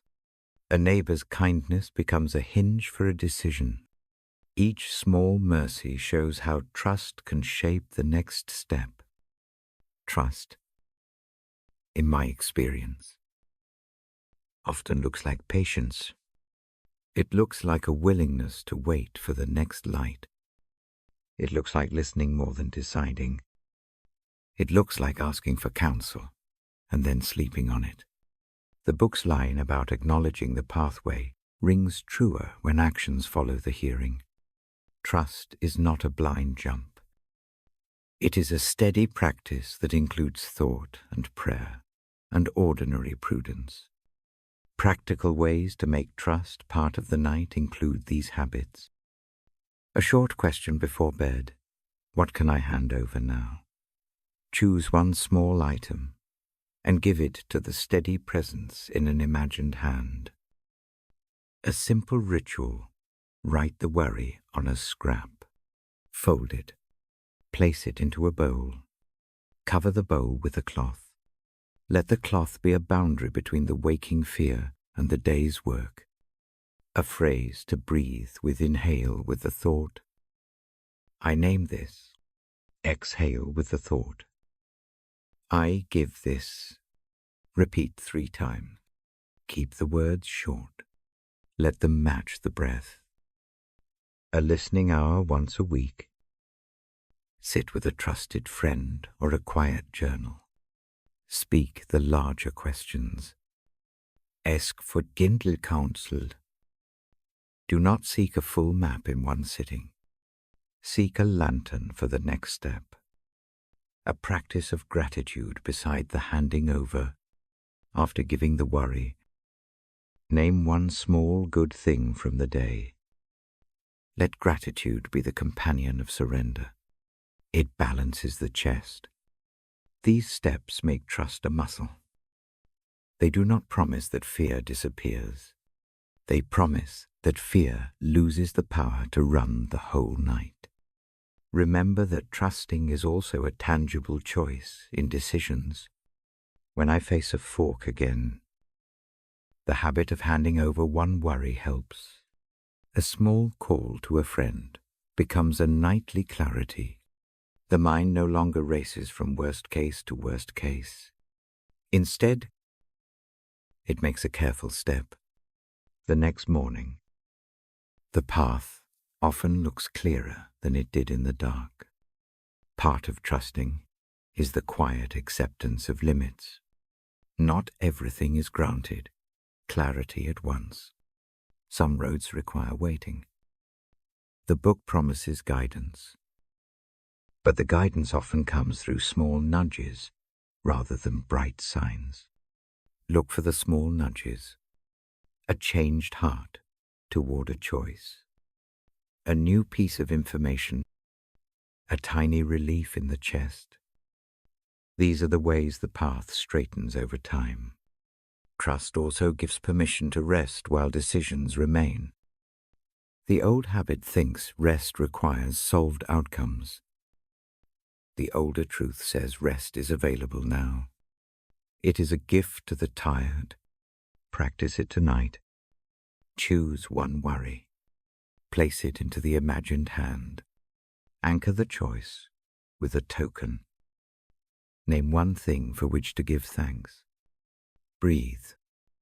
If the mind returns to the knot, greet it without shame. Use the leaf image from before. Place the worry on the leaf. Watch the current. Take it a little further. Lead the thought back gently. The mind will learn new routines. The habit of handing over becomes easier with repetition. A small story returns to my mind. After several nights of the experiment, clarity comes in a way that surprised me. A letter arrives with a single sentence of encouragement. A neighbor drops by with a bowl of stew. A direction that seemed closed opens enough to step through. The change is not cinematic. It is quiet as dawn. The heart notices the new horizon like a small brightness at the edge of sleep. Trusting does not remove the need for work. It does not replace wise counsel. It changes the posture as work happens. The hands move with less clutching. The head thinks with calmer air. Decisions become tasks rather than trials. Now, as the room leans towards sleep, try one of the small practices again. Breathe in for 3. Breathe out for 4. Choose one worry. Put it in the palm of the mind. Hand it to the imagined steady presence. Place a folded scrap in a bowl. Name one small good thing from the day. Hold both together for 3 slow breaths. Let the book's line hum in the mind. Trust with the whole heart. Lean less on the cleverness that roams at night. Acknowledge a steady guide in small acts of surrender. The path often straightens when the heart stops clenching. I close this section with a quiet encouragement. May trust find its way into the small nightly acts. May the habit of handing over one thing loosen the grip of many. May clarity come not like a flood but like morning light. Rest in the knowledge that the road unfolds in small ways. Sleep when it is ready. I will return in the next part to read more gentle pieces and to guide one more practice that helps the heart rest. For now, hand over one thing and let the breath carry you towards sleep. I open the book again. The lamp makes a small, steady pool of light. My voice comes slow and low. Tonight I bring a quiet thought from the pages I read each night.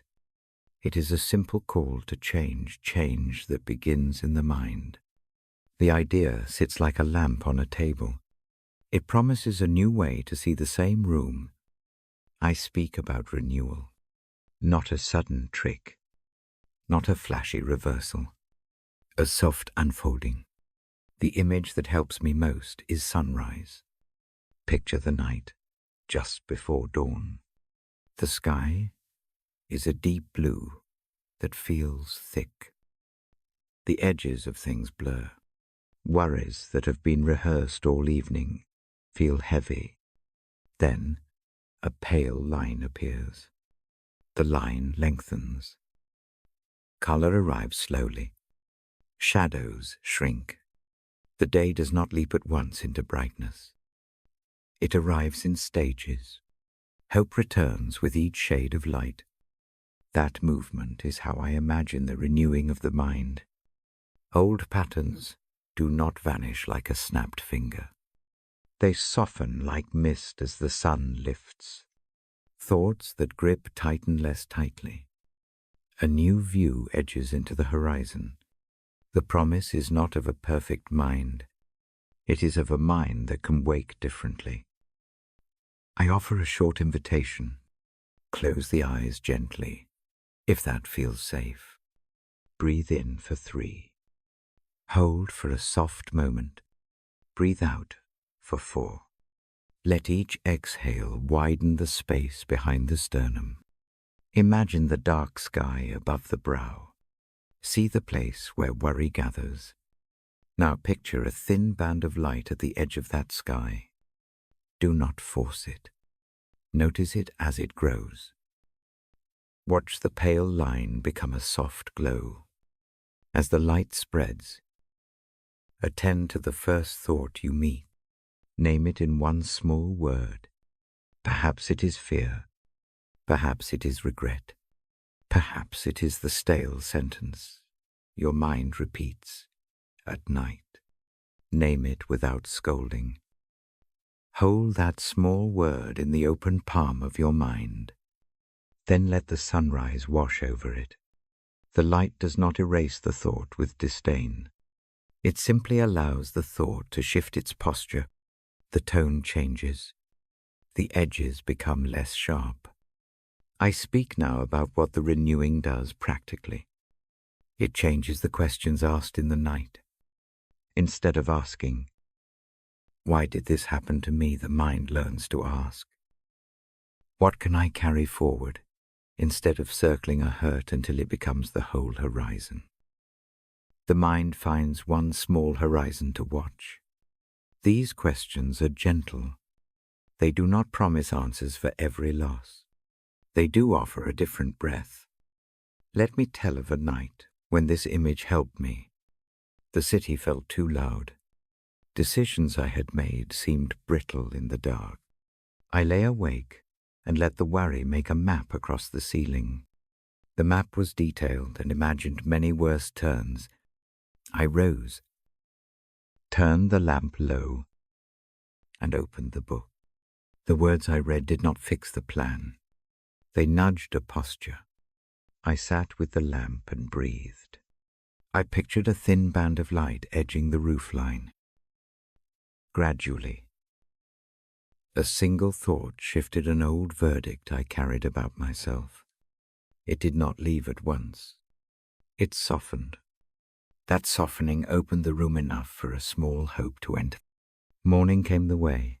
It always does, slow and certain. This renewing is not a moral performance. It is not a list of better thoughts to manufacture. It is a practice of attention. The book teaches a habit of turning the mind toward what is good and true, and away from the rehearsed fears.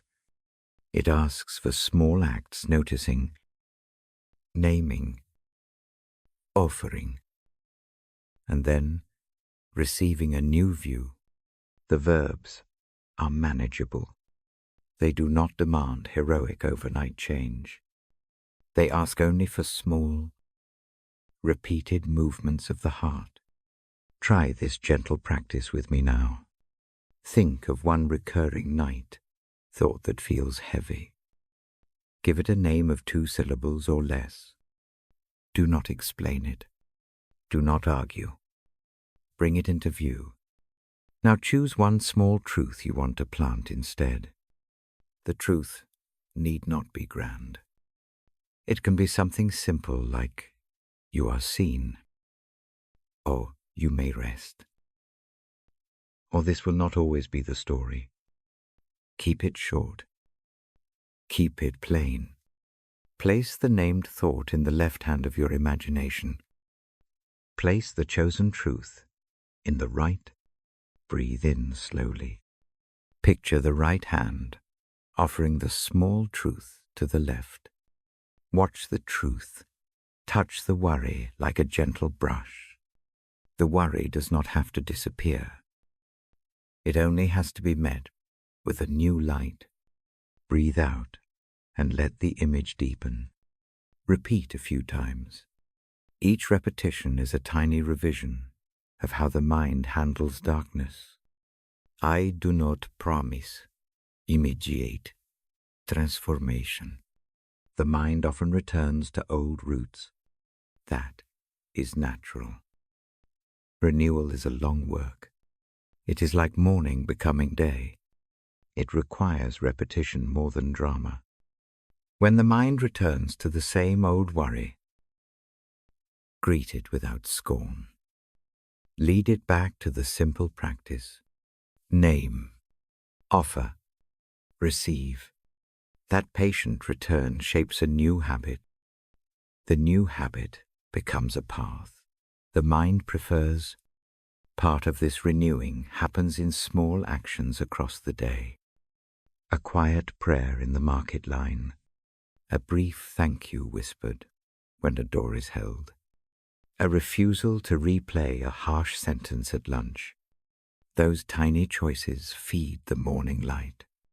They make the mind ready to receive a new pattern at night. The book calls for life to be lived with steady attention. Renewal is the fruit of such attention.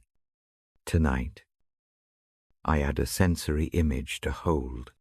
Picture dew on grass when the sun first touches it. Each blade lifts a small bead of light. The dew does not dry all at once. It brightens gradually, and each drop does its small part. Imagine each renewed thought as a drop. The mind can collect many small drops. Over time, the field brightens. There is mercy woven through all this. Renewal does not come as punishment for being slow. It comes as a steady invitation. The presence that renews does not tally how many attempts it takes. It keeps coming near. That nearness is the environment in which the mind can change. The change is not a demand for perfection. It is a patient re-education of the heart.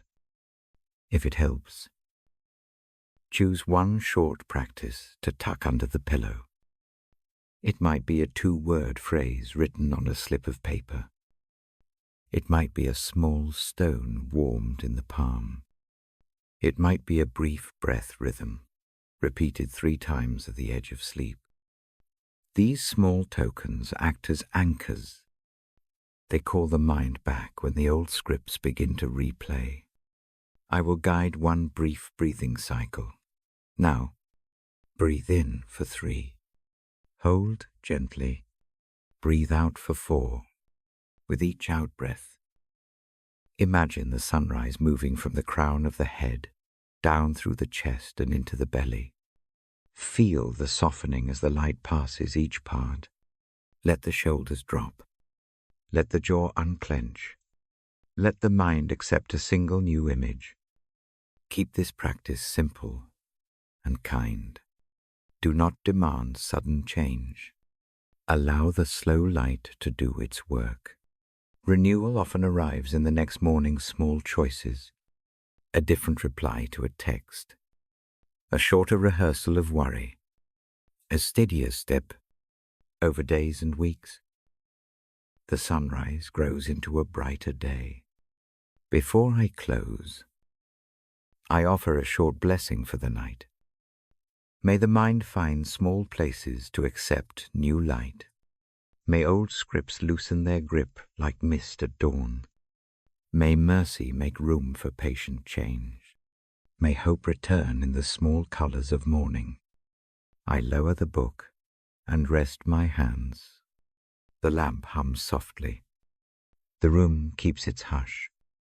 When you are ready, let the eyes close or soften. Carry one small truth into the quiet. Let the imagined sunrise work slowly behind the eyes.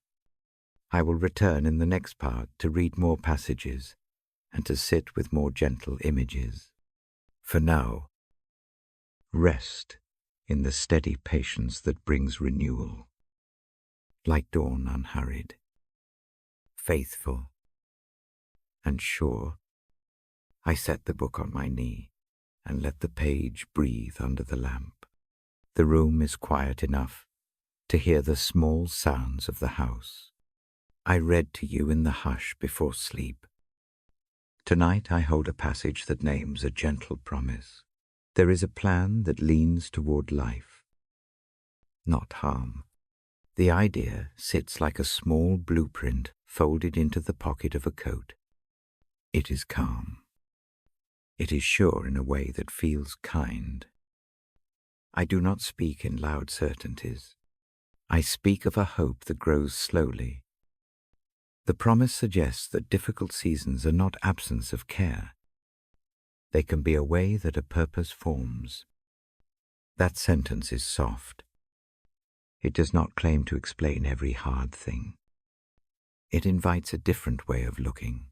When a night feels long, some nights come with a sense of meaning that shows up only after the storm. I remember a season that felt like being shepherded through fog. Plans à Ravel.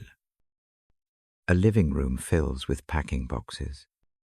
A voice inside questions every step. The future looks uncertain. The map people hand you is missing several roads. In the middle of that uncertainty, small doors begin to open. Not loud, not obvious.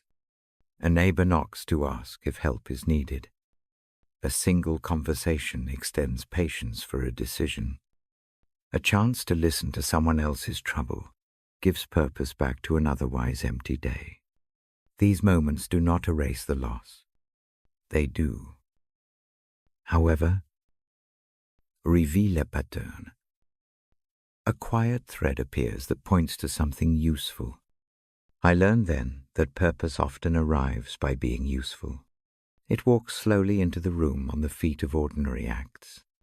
When plans fall, hands remain. When titles leave, listening can take their place. A purpose discovered in such times is not a destination. It is a posture. It is how one stands in small hours and chooses to be present. If you have been through a hard season, you may have felt the opposite. You may have believed your life was a blank wall. The promise I read suggests an alternative image. Think of a field left fallow for a season. At first it seems wasted. Over time, unnoticed roots deepen. New shoots form where the soil breathes. What began as loss becomes a place for different growth. That is the kind of hope I bring tonight. I invite a small practice. It is a gentle question that will not demand an answer tonight. Breathe in slowly. Let the breath make a little room under the ribs.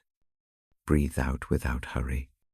Now, in the quiet of the mind, ask one soft question. Where did I notice a small opening today?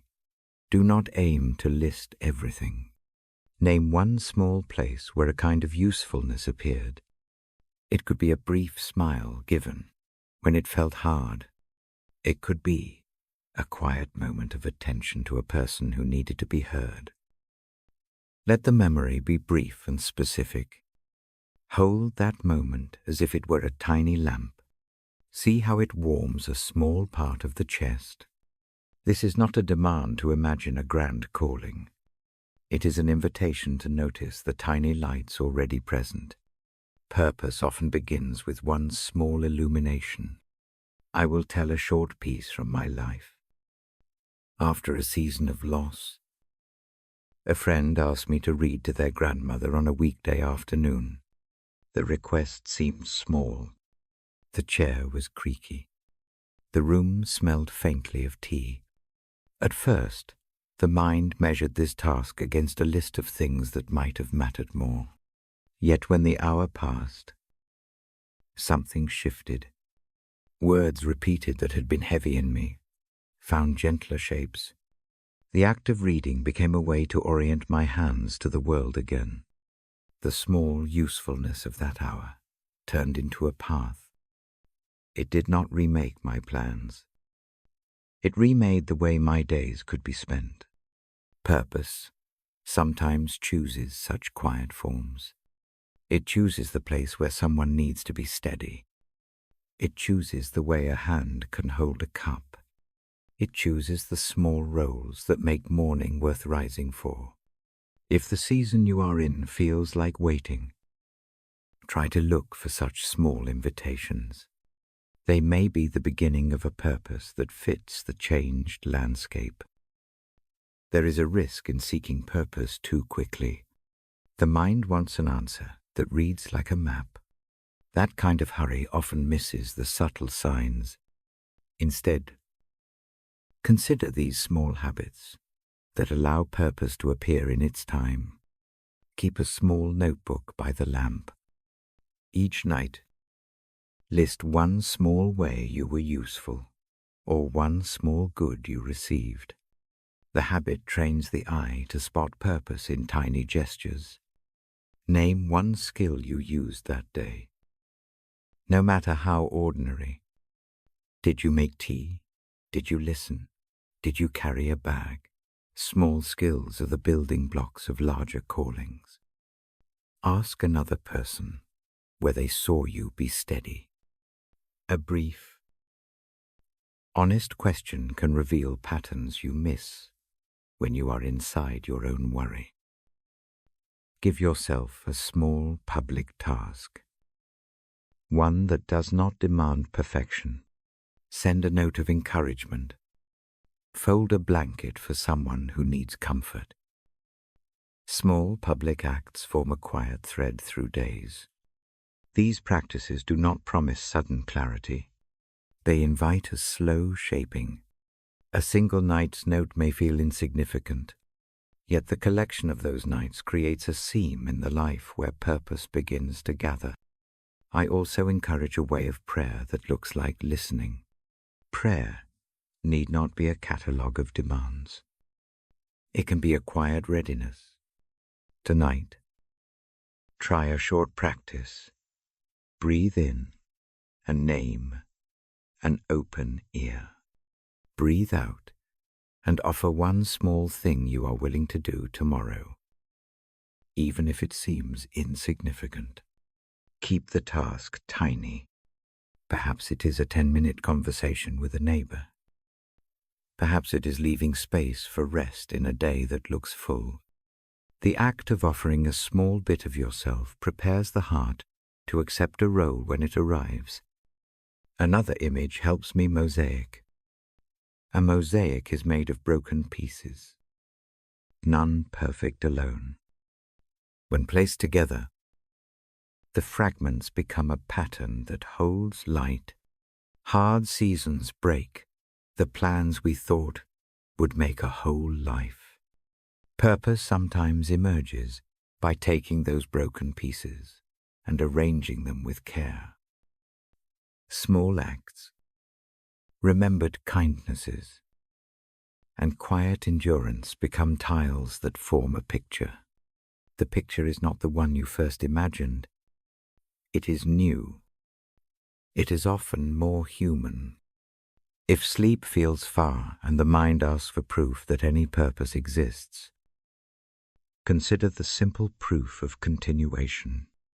Breath keeps time with the night. The heart keeps its faithful rhythm. Even the smallest acts of care have consequences you cannot always see. A dinner prepared, a note left beside a pillow, a readiness to listen. These are causes that mark the world. They do not demand applause.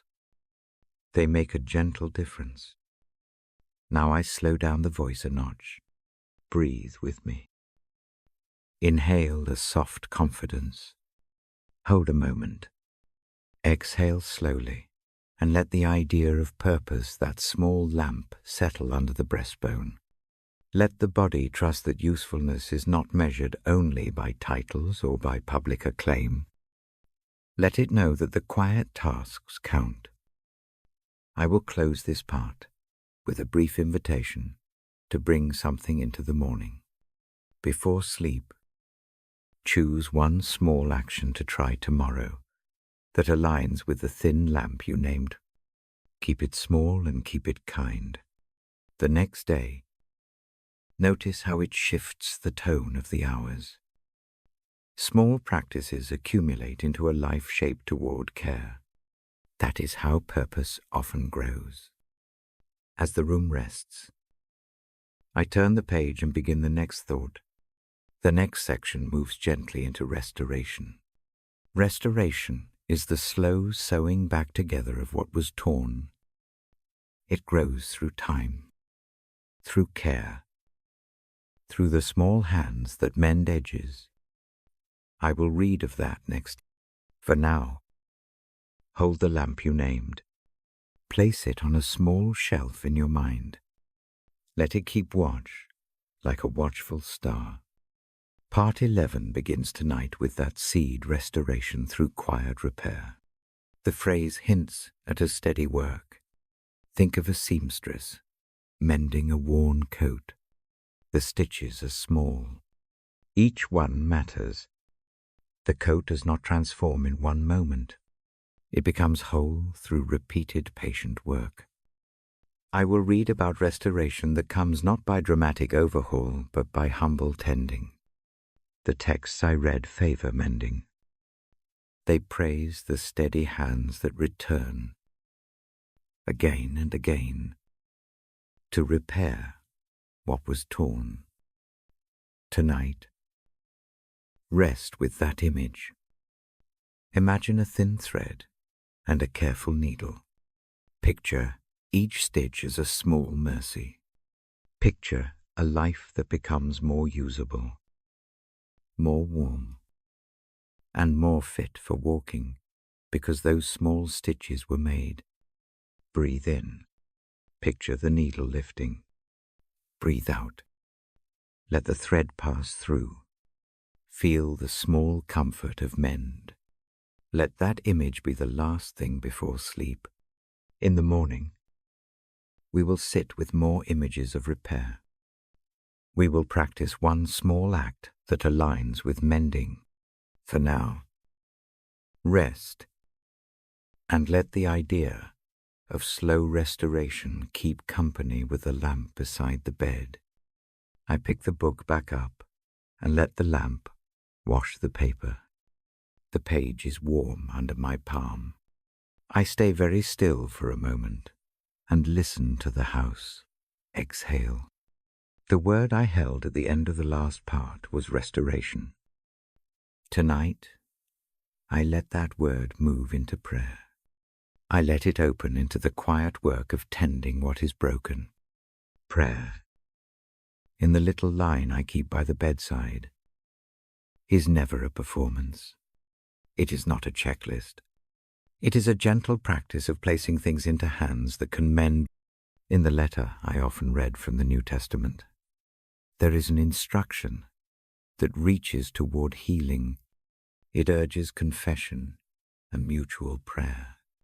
It names a simple truth when we name wounds to someone we trust and ask for prayer. The weight can begin to lift. The act of speaking the hurt aloud and inviting others into it is itself a kind of stitch. I do not dramatize this. The power of prayer is not a magic trick. It is a steady channel. It moves through people's hearts. It changes the tone of a room. I have seen small healings follow small prayers. A stubborn grief softens over weeks when friends carry it a little at a time. A chronic ache eases when it is spoken into a space where someone else holds it and will not tally it. Tonight, I ask you to come into that small space with me. Make your body comfortable. Rest a hand on the chest if that feels safe. Breathe slowly. In for 3. Hold. Out for 4. Let each breath be a small offering. We will not rush. We will not argue with what you feel. We will simply bring it forward and let the quiet hands of prayer do what they do. I remind myself of a night when a close friend came to me with a wound too large to carry alone. The tide of shame and regret had been rehearsed until sleep was impossible. We sat with the lamp low. I did not fix the problem. I did not list reasons to be less troubled. I listened. I prayed with that friend. The prayer was framed in simple confession and a request for healing. Afterward, the shoulders dropped. A relief came that did not solve everything. It made sleep possible. The healing continued slowly. That small night taught me the measure of asking. It taught me the ministry of staying. Now, I will lead a short night prayer. Keep your eyes closed, if that helps. Let the voice in your head slow with me. The prayer is plain. It is not ornate. It is an offering of hope for restoration and the healing of what hurts. I speak slowly and softly. I admit what is broken tonight. I name one hurt without long argument. I offer it in quiet to the presence that sees and tends. I ask for healing where it is possible. I ask for patience to endure where full mending will take time. I invite gentle mercy to rest on the places that ache. I ask for hands visible or unseen to hold the weight. I ask for courage to forgive when that is wise. I ask for humility to receive help when it comes. I ask that fear be loosened from the chest.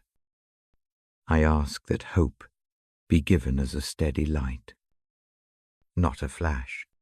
I rest the thing I carry into the hands that mend, and I trust that care will be patient and faithful. Amen. The words are small. They do not demand immediate proof. They are a setting down. They are a way to stop carrying alone tonight. If you prefer, speak the prayer silently in the rhythm of your breath. Let each clause match an in-breath or an out-breath. The act itself becomes a gentle habit. Over time, it shapes the way the heart carries burdens. After that small prayer, I sit with the silence. I let the house fill in around us. The quiet is not empty. It is a witness. It is a place where the promises I read about can begin to do their slow work. Prayer is not always a path to instant restoration. Often, it is the start of a patient mending. It opens channels. It gathers those willing to hold one another. It invites hands to stitch what was torn. As the prayer rests, I turn my attention to the root that makes such restoration possible. The root is love, not a fragile feeling that depends on circumstances. I mean the kind of love that remains steady through night and day. The letter I read from time to time speaks in a line about perfect love and fear. It says that love of a certain quality drives fear away. The idea comforts me at the bedside. It promises that the deepest relief often comes when the heart knows it is loved, without calculation. I do not say this to dismiss caution. Fear sometimes keeps us safe. But fear that sits like a constant companion in the chest distorts the night. It makes the smallest shadow look like a cliff. Perfect love. The text hints. is the kind that lifts that fear like a light dusting. It does not erase prudence. It removes the tyranny of dread. When I teach this in a slow voice before sleep, I usually give a small image to carry. Imagine a room with many windows. Every window is slightly fogged with worry. Perfect love is a hand that opens a single window and begins to wipe the glass. The outside light comes in. It does not fix every fogged pane at once. It starts with one window and then moves around the room until the light has eased the chill in many places. The act of wiping is patient. It is consistent. It does not demand perfection of the glass. It loves the room enough to keep working. Unconditional love in this sense is a posture more than a feeling. It looks like staying beside someone who cannot explain their fear. It looks like speaking a gentle truth when the mind is spinning. It looks like offering presents without tally. It is the steady hand that does not withdraw when the wounds smell bad, or when the same mistake is made again. It is not naive. It is not blind. It sees the fault and still chooses to remain present in order to mend. I speak from a place of small experiments. There have been nights when fear crowed loud in me. It told endless worst-case stories. I responded by practicing love in tiny ways. I wrote a note of thanks to someone who had been patient with me. I sat with another who could not sleep and simply held silence with them on the line. I forgave a self-accusing thought and named a better fact aloud. Each small act loosened fear's grip a little. They were not dramatic. They were habits of love that, repeated, became a new posture. Perfect love also births courage. When the heart believes it is held, it can face necessary truth. Fear often hardens into avoidance. Love, when it is steady, allows honesty without collapse. That is crucial for restoration. To mend, the thread and the tear must be seen. Love is the light that allows seeing without dissolving hope. It stabilizes the hands that will do the work. I will offer a brief exercise now. Gentle and short. If you feel safe, place a hand over your heart. Feel the slow beat beneath the palm. Say one quiet phrase in your mind, I am held. Keep it short. Repeat it with the breath. Inhale and think. I am held. Exhale and breathe. I am held. Let the phrase be your lamp when fear rises. Do not expect it to banish all dread at once. Use it as a counterpoint. Let it hold a space where courage can grow. If the word unconditional feels too big, think instead of consistent. Think of someone who returns to the same habits of kindness again and again. That steady kindness lays the path for mending. It teaches the nervous system that not every alarm is a signal to flee. It teaches the heart to open its small windows. Restoration and unconditional love work together. Prayer invites healing. Love gives the environment in which healing can take root.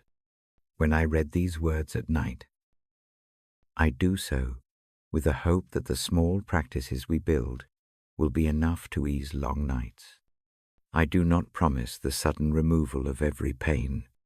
I promise steady company and a way of living that makes repair possible. Before I close this part, I give a short blessing in the low tone I keep for night. May the prayer you offer tonight be a small opening toward healing. May the hands that mend come through caring people and small mercies. May fear lose its full power as love continues to return.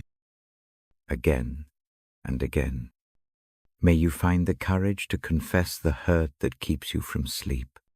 May you receive compassionate voices that will pray with you and for you. May the steady, unconditional love that does not count faults rest like a quiet weight at the center of your chest. I set the book down gently. The lamp makes a calm pool. I stay a little while in the silence. In the next part, we will sit with the nature of that unconditional love. We will look more closely at how perfect love can loosen fear and shape the small habits that keep night watch. For now, breathe slow. Keep one small practice near the bedside, perhaps the hand on the heart and the phrase "I am held." Let it do its quiet work. When sleep comes, let it find you in that steadiness. I will be here when you wake, and I will read again. I lift the book again and let the lamp make a soft circle on the page. The room breathes with the same quiet. My voice comes low. I read to you before bed. Tonight, I bring a small, steady thought. God keeps faith forever. His faithfulness does not tire. His mercies are new every morning. Those words sit like bread warm from the oven. They are simple. They do not demand clever proofs. They offer a steady fact to press into the palm of the night. Mercy renewed each morning means that the world is not governed by a single failed attempt. It means the ledger of the self is not closed at midnight. New mercy waits at dawn. I carry a memory that makes this true for me. It was a winter of poor plans. I had misread signs at work. A relationship frayed. The list of what felt broken grew longer than the list of what held. Nights came with a sharp, steady ache. The lamp by the bed felt too small for the size of the worry. One morning, after a night of little sleep, a neighbor left a small loaf at my door. No noche, no explanation. The bread was still warm. The crust cracked softly when the paper was opened. It smelled like care. The act was ordinary. It did not explain the past. It made a tiny space for the heart to breathe.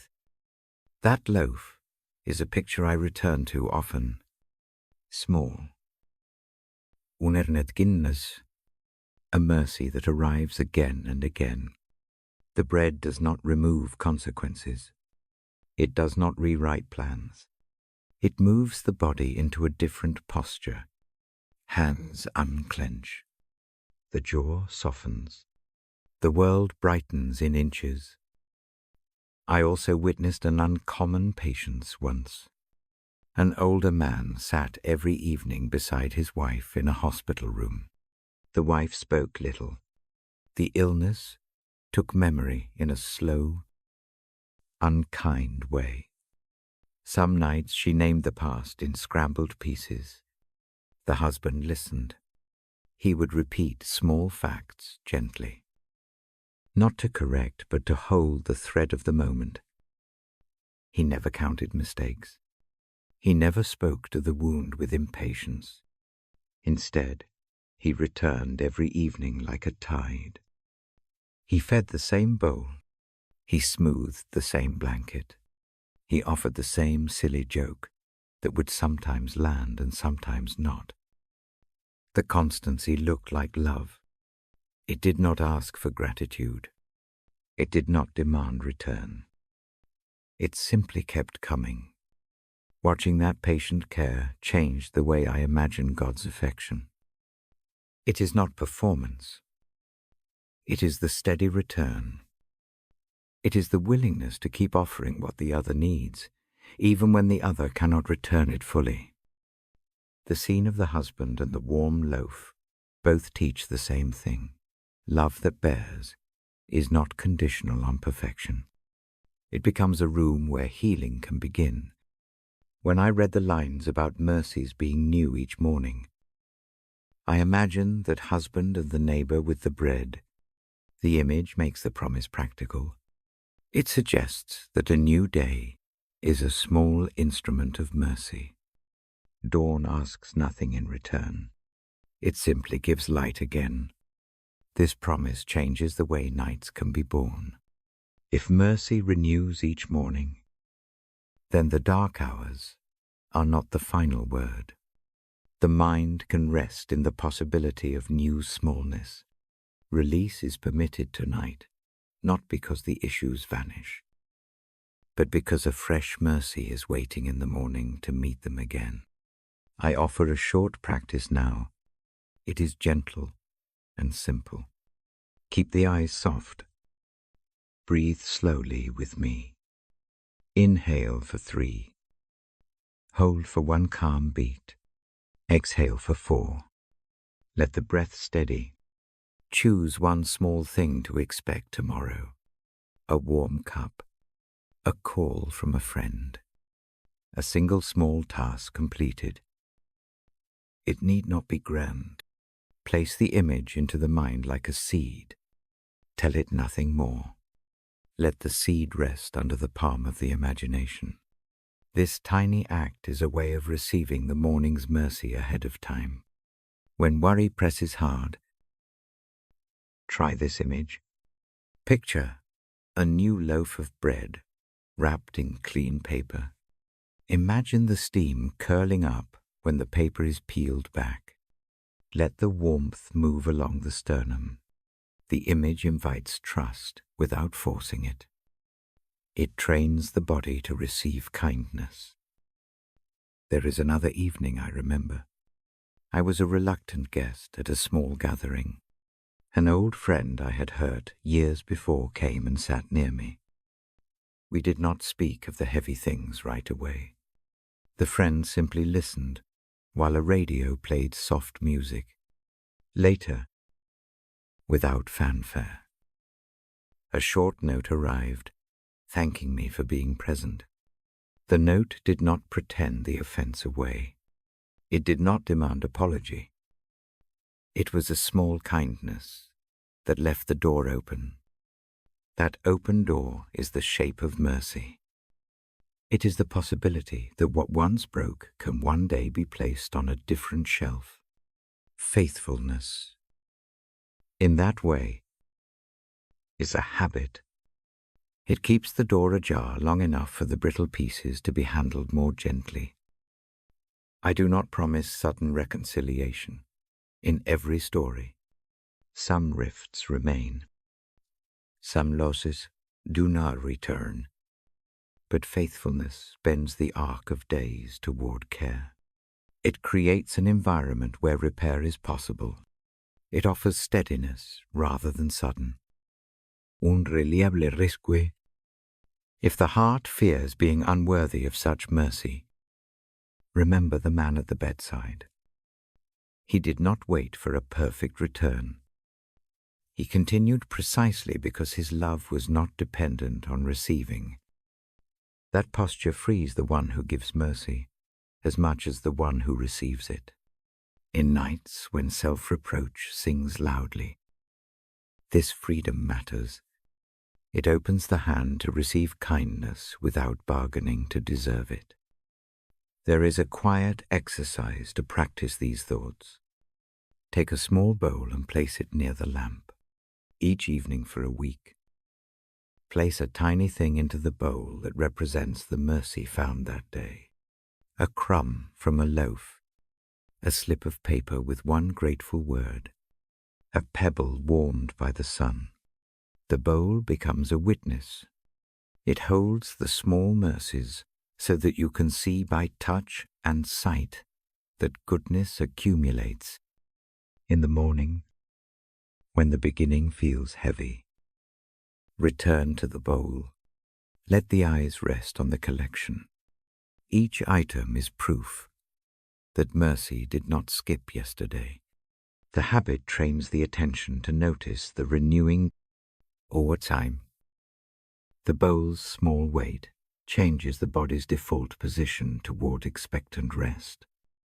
Another practice is a short prayer I say before sleep. The words are simple. They fit the slow breath. I speak them aloud when the room is very quiet. They say, I place tonight in your care. Meet me with mercy at morning. Keep watching. Keep coming back. These lines are not formulas. They are a hand extended in the dark, trusting the other to respond. Sometimes faithfulness feels like a lighthouse on a stormy coast. The light does not sweep away the waves. It simply refuses to shut off. The mariner learns which shore to head for. The habit of not abandoning the light changes the way the night is navigated. There is comfort in routine. The book I read teaches rhythm. Morning mercy is a rhythm. It is daily and practical. The rhythm invites trust. As a repeated act, trust becomes not merely a hope for some distant rescue. It turns into a small practice of waking and noticing. Each morning serves as an opportunity to test the faithfulness promised overnight. If sleep does not come easily tonight, try a short breathing pattern with the thought of mercy. Inhale and imagine a small light at the horizon. Hold. Exhale and picture the light coming a little closer. Repeat 3 times. Let each cycle be a small rehearsal of the truth that mercy returns. Unconditional love plays its part here. It is the kind of love that keeps returning even when faults remain. I have been held by such love in unexpected ways. A cousin once sat with me through a confession that I was ashamed to voice. The cousin did not lecture. The cousin did not tally guilt. After a long pause, the response was simple care. The presence remained. That kind of love mirrors the divine affection I read about. It is consistent. It does not withdraw when the story is messy. Hold that likeness tonight. When you imagine God's faithfulness, picture the hands that will not leave. Picture the one who returns each morning with clean mercy. Picture the neighbor who brings bread. Picture the spouse who comes each evening. Picture the cousin who listens. Let these images join together into a tapestry of steady presence. Before I close, I give a short invitation. Choose one small mercy from today. Speak its name softly. Place it in the bowl at the bedside or in the palm of the imagination. Promise nothing grand. Promise only to notice it again in the morning. Allow that tiny promise to be the bridge between night and dawn. I will read more in the next part. We will sit with how faithfulness shapes our small decisions. We will practice receiving mercy as a habit rather than an emergency. For now, rest with this gentle truth. Mercies are new every morning. You do not have to earn the morning. Receive it. Let the habit of receiving teach the heart how to trust again. I close the book lightly. The lamp keeps its watch. Lay down with the thought that a loving faithfulness will meet the breath in the morning. Sleep when you are ready. I will be here to read again. I set the book across my knees and let the lamp make a soft halo on the page. The house exhales. The night outside is wide and quiet.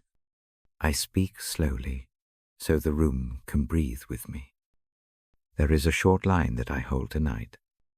It says, simply, that one can lie down in peace and sleep, because there is a steady keeping that makes a place safe. I do not read the verse. aloud word for word. I tell what it feels like to me. I invite you to receive it as a small promise to rest.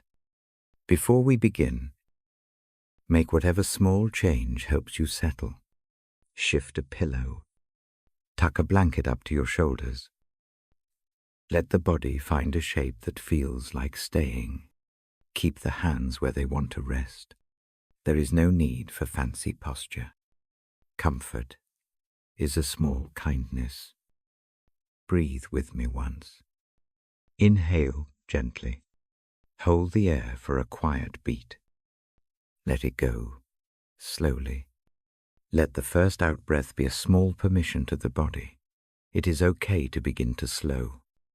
Imagine now a place you know where safety felt real. It might be a bedroom long ago. It might be a warm porch. It might be the steady car ride that lulled you as a child. Picture it briefly. Notice one detail, the way the light fell, or the sound that made the space feel steady. Keep that detail like a pebble in the palm of your mind. I will guide a short body scan. No hurry. Let each step be a small notice rather than a fixing. Start at the crown of your head. Feel the very top. Allow any tiny tightening there to soften. Breathe down from the scalp to the forehead. Let the brow unclench. Soften the place between the eyebrows. The face can relax. The jaw can loosen. Move slowly down. Notice the neck. Unwrap any small stiffness. Let shoulders drop away from the ears. Imagine gravity as a gentle friend, taking what is too high and lowering it a little. Breathe into the shoulder blades. Let the chest open enough to make space for calm. Place a hand on the center of the chest, if that is safe. Feel the rhythm beneath the palm. The pulse keeps time without our asking. Let that steady beat be a quiet metronome. With each inhale, think of receiving. With each exhale, imagine giving over one small care. Bring attention to the belly. Notice the rise and fall. If the breath sits shallow, invite it to go a little deeper. Imagine the lungs like soft bellows. Patient and slow, let each out-breath be a lowering of tension. Let the hips and thighs sink into the surface below. Allow the knees and calves to relax. Feel the feet become heavy and still as the body softens. Picture a simple room. It is small and familiar. A single lamp glows on a low table. The walls are a quiet color. A window looks out into calm dark. The door is closed. Nothing in this room demands a report. Nothing tallies mistakes. The room exists to hold the sleeping. Now imagine the one who keeps watch stepping into that room. I speak of Christ's presence here. Quiet and sure. The presence comes without grand noise. It has no harsh glare. It moves like a hand that smooths a blanket. Picture this presence, bending down in the doorway. See only a small light where a face might be. Feel no pressure to speak. The presence simply arrives to stay. Visualize an open palm offered toward you. It is steady. It receives without measuring. If a worry sits heavy on your chest, imagine handing it to that palm. Give it a single name in your mind. One word is enough. Place it there.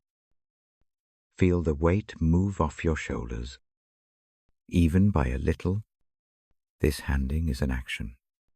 It matters because it changes the body's posture. The shoulders often follow the hands. Now, picture a soft mantle spread across the bed. The mantle is not the absence of trouble. It is a covering that keeps warmth close and fear at a distance. Let the edges of the mantle settle gently over the shoulders. Feel its weight as a kind, protective presence. It does not press. It steadies. If the mind offers pictures of what must be done tomorrow, name one small next step, and then tuck that plan into a small box in your mind. You will be able to open it in the morning. For tonight the box can rest. The box is not lost. It is simply set aside with care. The act of putting things down makes room for rest. I will give a short breathing rhythm now. Breathe in for 3 counts. Hold a single gentle beat. Breathe out for 4 counts. Let the longer out-breath be the main work. With each out-breath, let a single thought soften. Perhaps a memory lessens.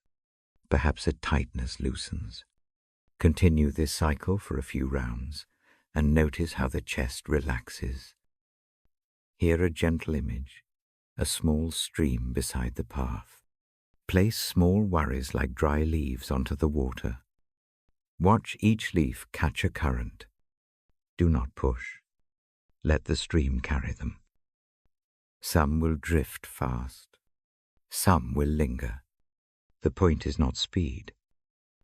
The point is release. Practicing to let go tonight teaches the hands and the jaw and the lungs how to rest. Think of a night watchman on a quiet road. He does not frighten the travelers. He simply walks the path and keeps the lamps lit. His work is steady and unshowy. The presence beside you is like that watchman. It does not erase the dark. It keeps a light at the threshold. That light is a steady promise you may lie down and sleep. For someone keeps an eye. If fear edges in like a small animal at the window, imagine a gentle gate at the room's threshold. The gate does not lock forever. It is a temporary boundary that allows rest now. Place the fear on the other side of the gate for tonight. You are not denying its reality. You are choosing to let the night be a time to mend and to return stronger in the morning. Now let us fold gratitude into this quiet. Think of one small kindness you received today. It might be a cup of warmth, a friendly voice, a small success. Hold that kindness where your hand rests. Feel it as a small, steady ember. The ember is not meant to banish sorrow. It is a companion for the hours. Allow that warmth to touch the sternum. If sleep feels stubborn, picture the breath carrying a phrase of reassurance. As you inhale, think, I am safe. As you exhale, think, I may rest. Keep the phrases short. Say them without hurry. Let them match the rhythm of the breath and the heartbeat beneath the hand. I invite a brief surrender now. Imagine lying fully down. Feel the mattress yield. Let the arms fall where they can relax. Allow the jaw to soften. The eyes can close with no rush. If tears come, let them be like a rain that cleans the face. If guilt settles, let it be a blessing. Before the final rest, offer one small thing in prayer. Say it silently. It can be a single word: strength, mercy, peace, or the name of someone you love. Place the word into the palm of that steady presence you imagined. Leave it there. Trust that it will not be dropped. You might picture the night like a book closed softly at the end of a day. The cover meets the spine without complaint. The story continues when morning comes. For now, the cover is down. Rest is the way the story keeps going. I stay with you a moment in the hush. The room breathes. The lamp throws a soft circle. My voice slows until it is nearly silence. Hold the image of the steady hand. Keep the breath slow. Let sleep come when it will. If wakefulness returns in the night, return to the breath rhythm. Name one small worry and place it onto a leaf in the stream. Watch it go. If morning does not feel promising right now, remember the promise new mercies greet the dawn. Tonight's rest is not a reward for perfection. It is a gift to the weary. I close the book lightly. The lamp grows dim in the room. I remain here for a few slow breaths. When sleep comes, let it find you in the steadiness you have practiced. When you wake, small mercies will be waiting. For now, lie down in peace. Let the keeping that makes a place safe do its quiet work. I will return to read again. For now, sleep. When you are ready, rest in the safe keeping of the night. I sit very still for a moment and listen to the house. Breathe. The lamp makes a small pool on the floor. My book rests open in my hands. This is the closing hour. I do not rush it. I invite you to stay with me a while longer. Tonight's reading is almost done. I have placed scripture beside each folded worry. I have carried images of mercy and care into the room. Now I offer a final, slow invitation. Let God's peace linger here like soft music that continues after the player is gone. Let it keep playing under the lids of your eyes. Let it trace the edges of thought with even, unhurried notes. Breathe with me once again. Inhale in slow measure for 3. Hold for a gentle beat. Breathe out slowly for 4. Feel how the longer out-breath loosens the grip of the day. Let that breath be the hinge that opens the night toward rest. Picture peace as a low, deep harbor. The boat you are is allowed to ease into its place. The ropes are taken. The water does not demand work. It offers stillness. In that harbor, the wind is kind. The sky keeps a soft watch. Place your small vessel there tonight. You are secure enough to let the body settle into the seat. As I read the Bible aloud for you, I do not offer arguments. I offer company. The words are like timbers in the boat. They hold shape when the mind grows restless.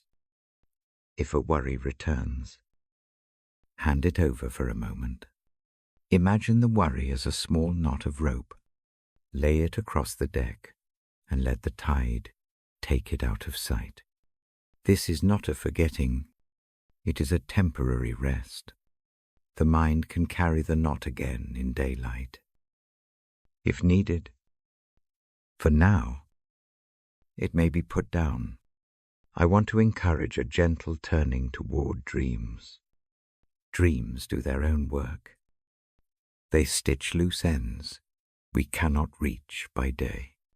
They are not always tidy. They are often strange. They are useful. Invite them by softening the face and quieting the breath. A single long exhale often welcomes the first drift. Do not pressure the sleep. Offer it an invitation and a place to come. The body will accept it when it is ready.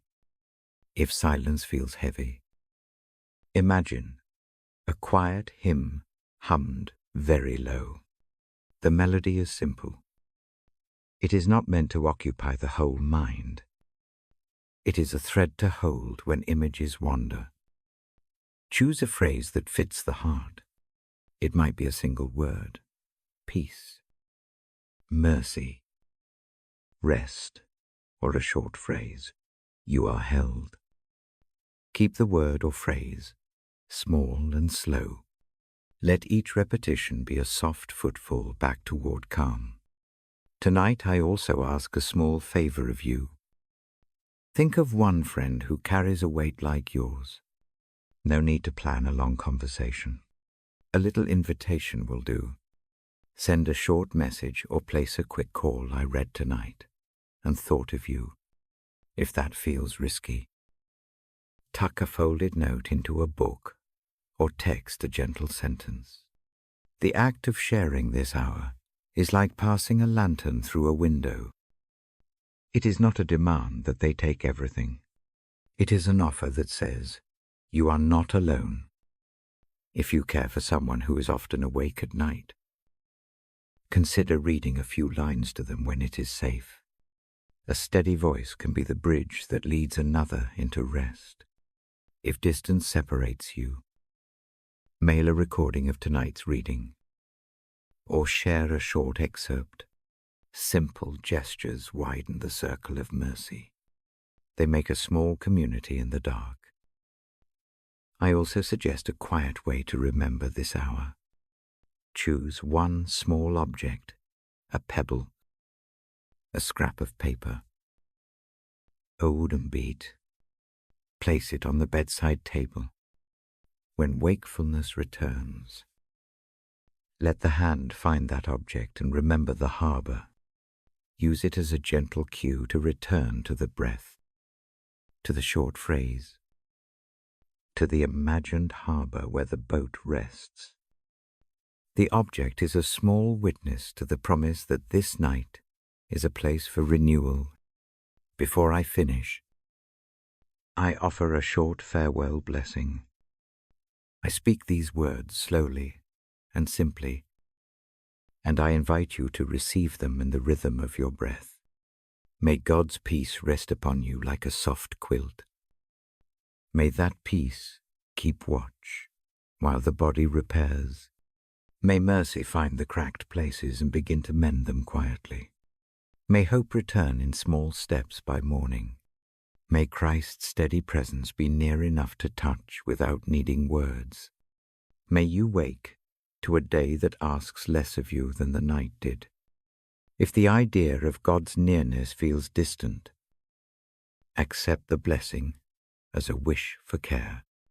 Take it as a kind word addressed to the tired places. The language is only a map. The destination is relief. I will not leave you with hard work to do. One small practice before sleep will suffice. Place the hands lightly on the chest.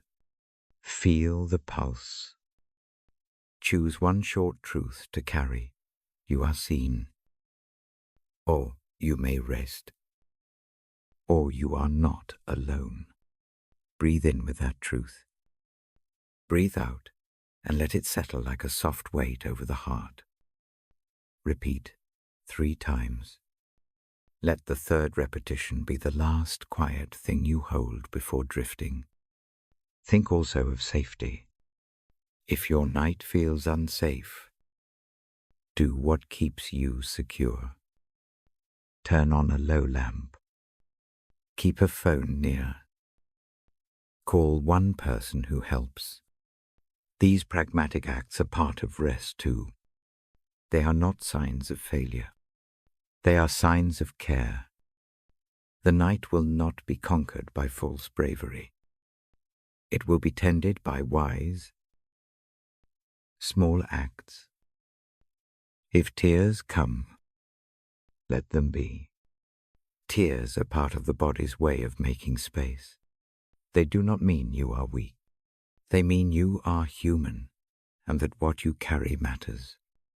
If laughter surfaces unexpectedly, welcome it as a small light. Emotions are messengers. They teach, They pass, and they rest in their own time. We are nearly at the close. I fold the page gently. The lamp circle grows thinner. My voice slows to its lowest pace. If sleep arrives now, welcome it like an old friend. If wakefulness remains, sit with the breath and the short phrase until the mind learns the new rhythm. Tomorrow, when the morning comes, give yourself one small kindness. A warm cup, sun on the face, a walk around the block, a note to a trusted person. Let the small kindness be the first step toward larger repair. The night's rest, however partial, will be of use. I will come back to read again. There are more passages and gentle practices waiting. For now, rest in the thought that mercy covers many small failures. Rest in the knowledge that quiet work happens in the dark. Let the mind and body renew in their own season. One last breath together. Inhale slowly. Hold for the smallest beat. Exhale and let the thought of peace wash through the chest. Keep that feeling like a lantern at the bedside. Good night. Sleep when you are ready. May God's peace stay with you through the night and carry you into morning light. I will be here to read again when the day returns. I sit very still. The lamp makes a small, steady circle on the page. My hands rest on the book. I look up and meet the quiet of the room. This is the last part of our hour. I keep my voice slow and low. I want this ending to feel like an embrace. I begin with gratitude. I thank the hush. I thank the small courage it takes to open the heart at night. I thank the willingness to breathe with me. These are small, brave acts. They matter. Tonight I bring a final practice for healing and rest. The practice is gentle. It has 3 simple movements, naming, handing over, receiving. Each takes only a breath. Each shapes the night. First, name one thing that needs healing. Keep it small. One short word or phrase is enough. Perhaps it is tiredness, or a wound that still stings, or a fear that wakes in the dark. Say it in your head. Do not argue with it. Do not warm it with long stories. Just name it plainly. Second, hand that named thing over. Imagine a warm, open palm before you. Place the named burden there. Feel the weight shift by a little. This handing does not erase the past. It does make the present lighter. Let the practice be a small movement of trust. Third, receive a quiet blessing in return.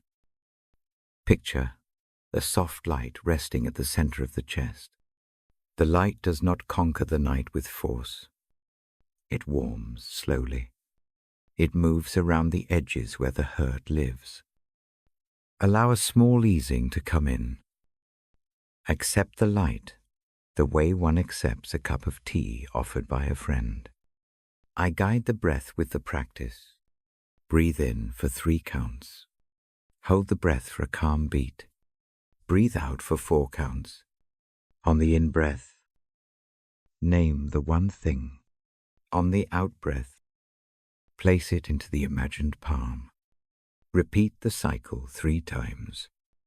Let each round make the weight on the shoulders feel a little less. Now a short body scan to finish the handing. Bring attention to the crown of the head. Breathe down through the forehead. Ease the muscles around the eyes. Soften the jaw. Let any old tension around the neck loosen. Allow the shoulders to drop a small distance. Breathe into the chest. Let the sternum widen. Let the breath travel to the belly. Feel the hips settle. Unclench the knees. Let the ankles rest heavy. Feel how a single soft movement of the body can change the mood inside. Imagine the skin of the chest as a quiet field where pain has trampled. Small shoots are starting. They are not rushed. They are slow and green. Mercy waters those shoots in silence. Trust that what looks barren will change in time. Healing often begins beneath the surface. It is slow work and faithful work. Allow patience to be part of the prayer. If grief or loss sits in the heart, picture a gentle seamstress at work. Her hands move slowly. Each stitch is small. Each stitch holds gently. She does not hurry. She mends edges so the garment can be worn again. The stitches are not perfection. They are steady repairs. Let that image steady the chest. Restoration is a pattern of many small, careful movies. For those whose nights carry physical pain, imagine a cool balm applied with care. The balm does not erase the ache instantly. It soothes the edge. It brings a small relief that can be trusted. Rest becomes more possible with that soft easing. If mobility is limited, let the mind tend what it can. Mental rest makes the body safer for healing, for caregivers awake with worry for others. Accept a brief permission from me now. Permit yourself a moment to be replenished. Tending others requires a heart that rests. The small breath you take tonight is not selfish. It is necessary. When a lamp is dimmed and then gently relit, its light returns fuller. Receive a little tending for yourself. If someone's night feels unsafe, do the practical things that bring security. Turn on a low light. Keep a phone near. Have a friend within reach. These are acts of wisdom, not weakness. Courage and practical care go together. Do what keeps the body and mind safe. Rest does not require bravery that risks harm. I speak quietly of mercy and of Christ's tenderness. I do not make heavy claims. I offer a simple assurance kindness moves toward the hurting. The stories I read speak of steady presence. That presence bends toward the small wounds as well as the large ones. Imagine that presence sitting near your bedside. It does not hurry you. It keeps company. If it helps, lay a hand on your heart as you listen. Feel the pulse beneath the palm. Match the breath to that steady drum. Whisper one short truth in the mind. With each cycle I am seen. I may rest. I am not alone. These short truths are tools. They are bridges for the night. They do not resolve everything. They give the body permission to soften. A small ritual will hold this hour. Take one object from the bedside, a stone, a scrap of paper, a string. Call it the witness. Tonight, place it in the palm or beside the lamp. The object becomes a marker. When wakefulness comes later, touch it and return to the breath. Let the object be a cue to the peaceful practice. I also invite a tiny act of mercy before sleep. If a name comes to mind, a friend, a neighbor, someone who needs a little kindness, Say that name quietly. Offer a short blessing for them, if it feels right. Send a brief message tomorrow. The circle of care widens with small gestures. Compassion moves outward in tiny steps. Now, a brief prayer. Keep it simple. Speak it as a breath rhythm. Inhale and offer what is heavy. Exhale and welcome mercy. Let the words be few. Let intention be steady. I say the prayer slowly in my heart and invite it to rest on yours. The prayer asks for healing where it is needed. It asks for rest for the weary. It asks for gentle help for those who hold others. It asks for light to come in the morning. As I close this set of readings, I leave a small promise. The practices are not a cure-all. They are ways to invite healing over time. Keep them close. Return to the breath. Use the object by the lamp. Repeat the naming. Handing over and receiving, practice grows power. Repetition is a quiet teacher. If you are keeping a little notebook beside the bed, record one small mercy tomorrow morning. A warm cup, a brief smile, a note left by someone. These are proof. A list of small mercies builds a pattern over days. That pattern becomes a landscape of hope. Collect the small things. They matter.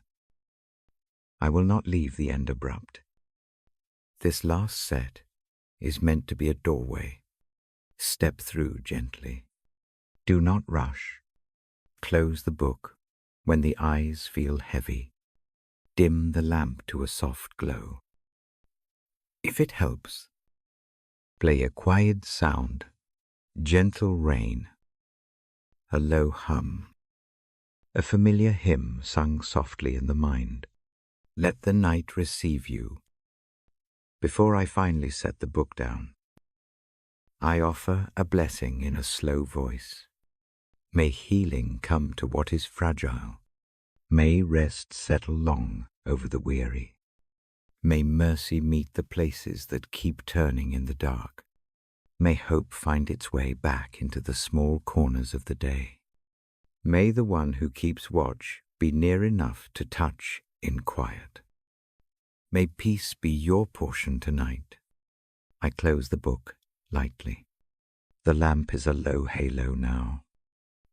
My voice becomes nearly a whisper. Stay as long as is needed in this hush. When sleep comes, welcome it without hurry. When the morning arrives, greet it with one small grateful thing.